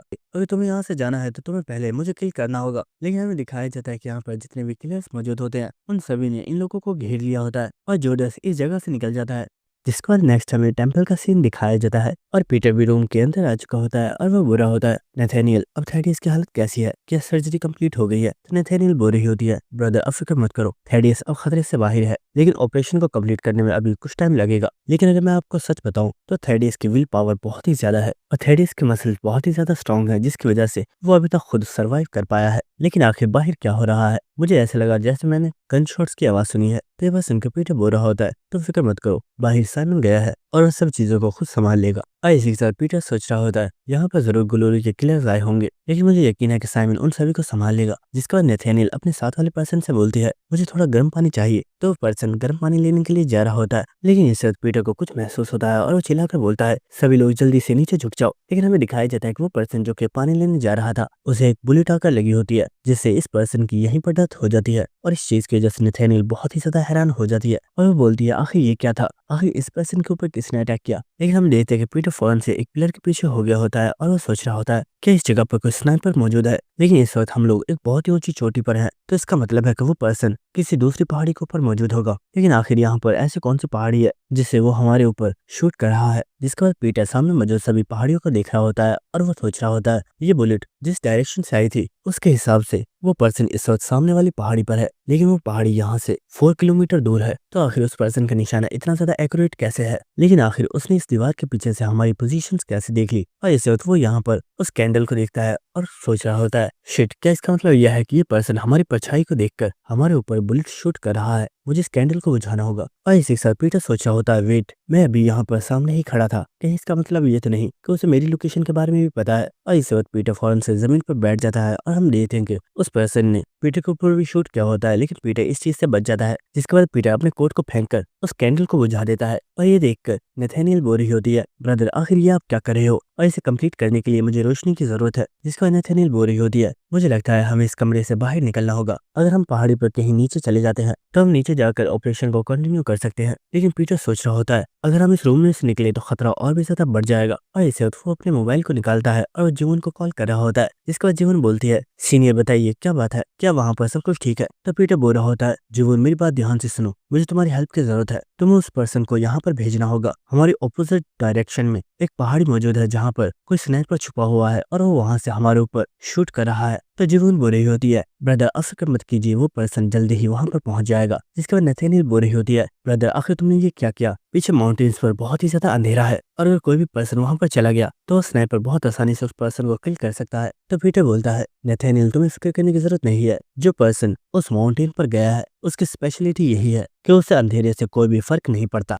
जिसके बाद हमें नेक्स्ट जंगल का सीन दिखाया जाता है, जहाँ पर हम देख पाते हैं कि वो पर्सन यहाँ पर पहुंच चुका होता है और हमें दिखाया जाता है कि पर्सन कोई और नहीं बल्कि एलपीडी होता है, जो कि बोल रहा होता है, मुझे सच में नहीं पता कि आखिर मैं यहाँ पर क्या कर रहा हूँ और मैंने इन लोगों की बात इतनी आसानी से क्यों मान ली। इसके बाद हमें दोबारा से टेम्पल का सीन दिखाया जाता है, जहाँ पर नेथानियल बोल रही होती है, ब्रदर आखिर तुम क्या कह रहे हो, एलपीडी तो राफेल का ही आदमी है, तो आपको क्यों लगता है कि वो हमारी हेल्प करेगा। तो पीटर बोल रहा होता है, एलपीडी ने हमें कुछ देर के लिए ही ज्वाइन किया है क्योंकि उसका रियल मकसद पीटर को पकड़ना है, न कि मुझे पकड़ना। और इसी के साथ हमें एक प्रीवियस सीन दिखाया जाता है, जहाँ पर पीटर जीवन से बात कर रहा होता है और वह बोल रहा होता है, जीवन थेटिस की हालत इस वक्त बहुत ही ज्यादा खराब है और हम लोग उसे हॉस्पिटल लेकर नहीं जा सकते, इसलिए हमें यहाँ पर उसे नेथानियल के पास लेकर जाना होगा। लेकिन यहाँ पर भी एक बहुत बड़ी प्रॉब्लम है, क्योंकि राफेल को भी इस बारे में जल्दी ही पता चल जाएगा और हो सकता है कि वो इस बार एक से ज्यादा डिसाइपल्स को मुझे किल करने के लिए भेजेगा, इसलिए मुझे तुम्हारी हेल्प की जरूरत है। तो जीवन बोल रही होती है, सीनियर प्लीज आप मुझे बताइए कि मैं आपकी क्या हेल्प कर सकती हूँ। तो पीटर बोल रहा होता है, जीवन मुझे एक पर्सन की जरूरत है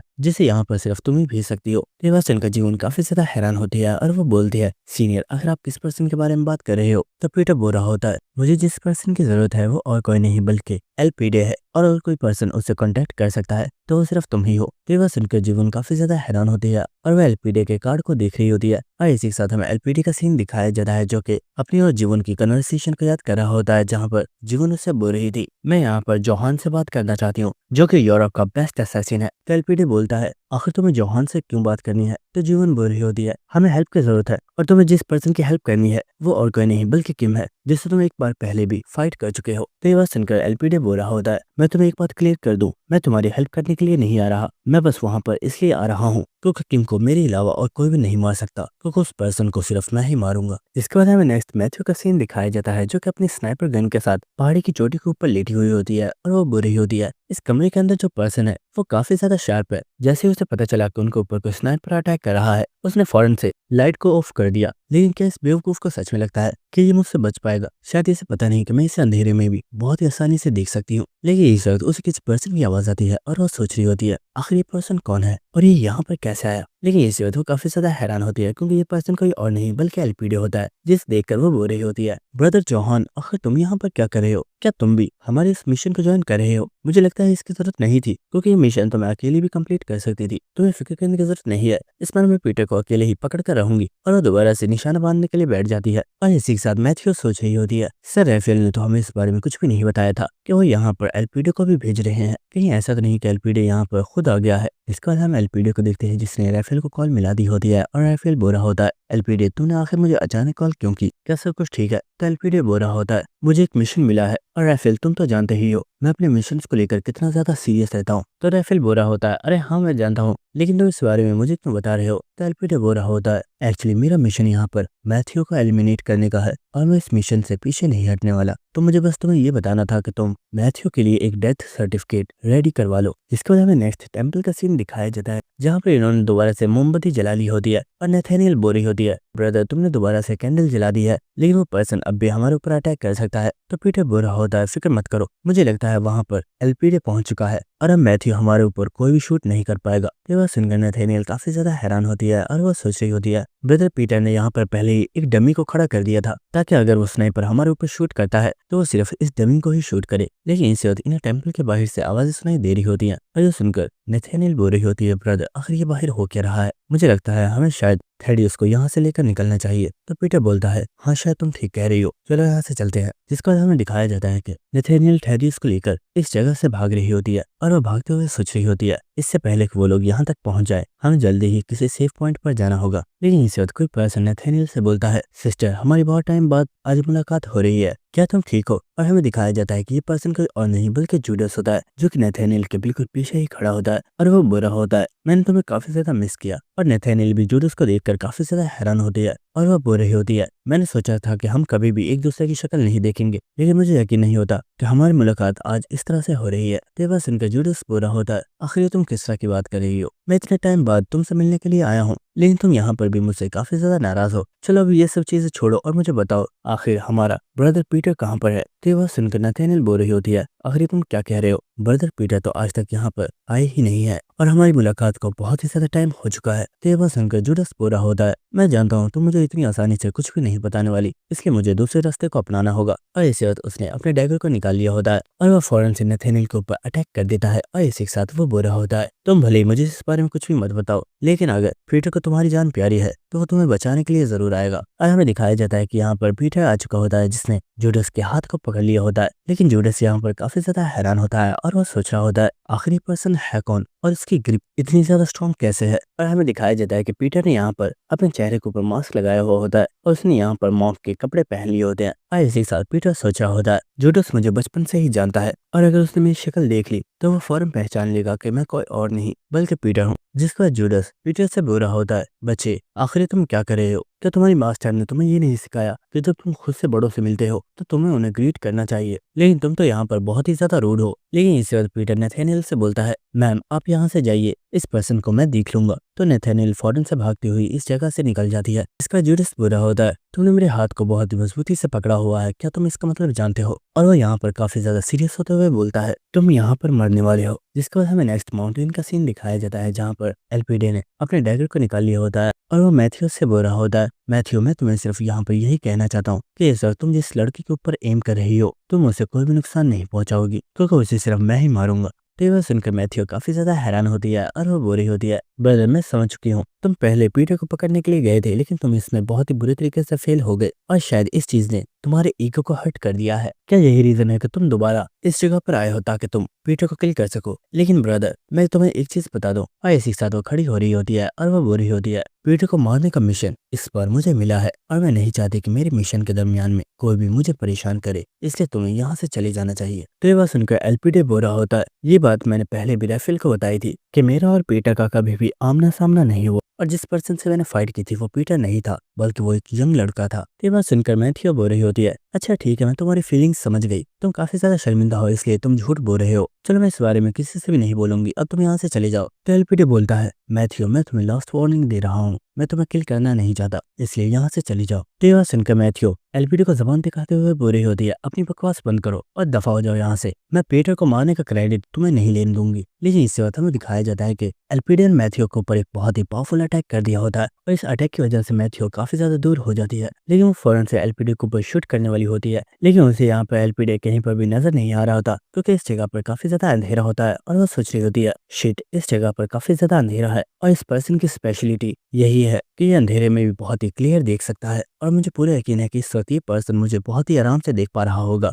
भले ही मैं इसे नहीं देख पा रही। जिसके बाद एलपीडी मैथ्यू से बुरा होता है, मैथ्यू मैं जानता हूँ गन से फाइट में तुम्हारे साथ कभी भी कोई भी पर्सन नहीं जीत सकता, लेकिन अंधेरा मेरा सबसे बड़ा वेपन है, क्या तुम्हें सच में लगता है कि तुम इस गन के साथ मुझे हरा पाओगी? तो ये बात सुनकर मैथ्यू हंसते हुए बोल रही होती है, तुम सच में काफी ज्यादा क्यूट हो, लेकिन मुझे लोग यूं ही वर्ल्ड का नंबर 1 शूटर नहीं बुलाते। और इस बाद मैथ्यू बहुत ही तेजी से दरख्तों के पीछे भाग जाती है और ये देखकर एलपीडी काफी ज्यादा हैरान होता है और वो सोच रहा होता है, ये लड़की भले ही सिर्फ एक शूटर है लेकिन इसकी स्पीड बहुत ही ज्यादा फास्ट है और ये बहुत ही तेजी से मेरी इको लोकेशन में से बाहर जा चुकी है। इसके बाद हम मैथ्यू को देखते हैं जो कि एक दरख्त के पीछे बैठी हुई होती है और वो सोच रही होती है, ये पर्सन मुझे अंधेरे में काफी आसानी से तलाश कर सकता है, लेकिन ये बस मुझे एक बार नजर आ जाए मैं सीधा इसकी खोपड़ी में छेद करूंगी। लेकिन इसी वक्त हमें दिखाया जाता है कि एलपीडो ने बहुत ही तेजी के साथ मैथ्यू के ऊपर अटैक कर दिया होता है और वो बुरा होता है, क्या तुम्हें सच में लगा था कि तुम उससे भाग पाओगी? लेकिन इससे पहले कि एलपीडो उसके ऊपर अटैक करता, वो एक बहुत ही ऊंची जंप लगा के काफी ज्यादा दूर हो गई होती है, लेकिन उसके हाथ पे एक कट लग गया होता है और वो सोच रही होती है कि ये पर्सन सच में एक अंधा है, मैं इस बात को नहीं मानती, डॉक्टर्स को इसे दोबारा से चेक करना चाहिए, आखिर इसे किस बेवकूफ ने चेक किया था। लेकिन इससे बाद हमें दिखाया जाता है कि एलपीडी ने मैथ्यू के ऊपर एक और अटैक कर दिया होता है और वो उसे बहुत ही जोर से किक मार के दूर फेंक देता है और इसी के साथ एलपीडी बोल रहा होता है, मैथ्यू मुझे माफ करना, लेकिन मैंने तुम्हें पहले ही वार्निंग दी थी। और वो फिर से मैथ्यू के ऊपर अटैक करने के लिए आ रहा होता है, लेकिन इसी वक्त मैथ्यू उसके हाथ में शूट करती है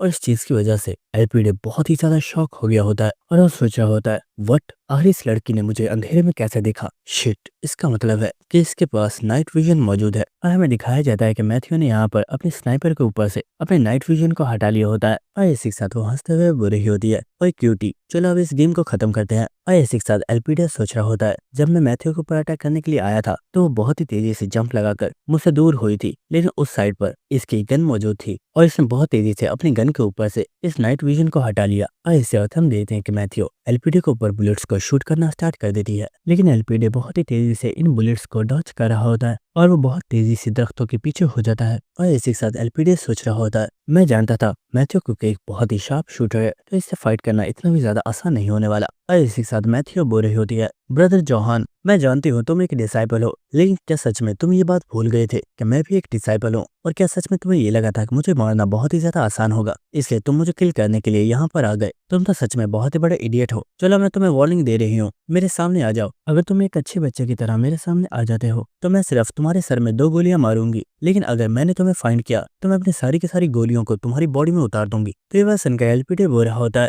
मैथ्यू शायद तुम ये बात नहीं जानती कि मुझे एलपीडी का टाइटल क्यों दिया गया है, वो इसलिए है क्योंकि कोई भी मुझे अंधेरे में नहीं हरा सकता। और तुम फिक्र मत करो, तुम्हें किल करने के लिए भी मैं पूरी तैयारी करके आया हूँ। और हमें दिखाया जाता है कि एलपीडी ने यहाँ पर अपनी बॉडी के ऊपर किसी ब्लैक जैकेट को पहन लिया होता है और इसी के साथ वो बुरा होता है, मरने के लिए तैयार हो जाओ क्योंकि अब तुम्हें मुझसे कोई भी नहीं बचा सकता। और दोस्तों यहीं पर हमारे बैडेस्ट एपिसोड खत्म होता है, लेकिन अगले एपिसोड में काफी ज्यादा मजा आएगा। तो मिलते हैं आप सभी से नेक्स्ट एपिसोड में, तब तक के लिए good bye and stay connected. Thank you.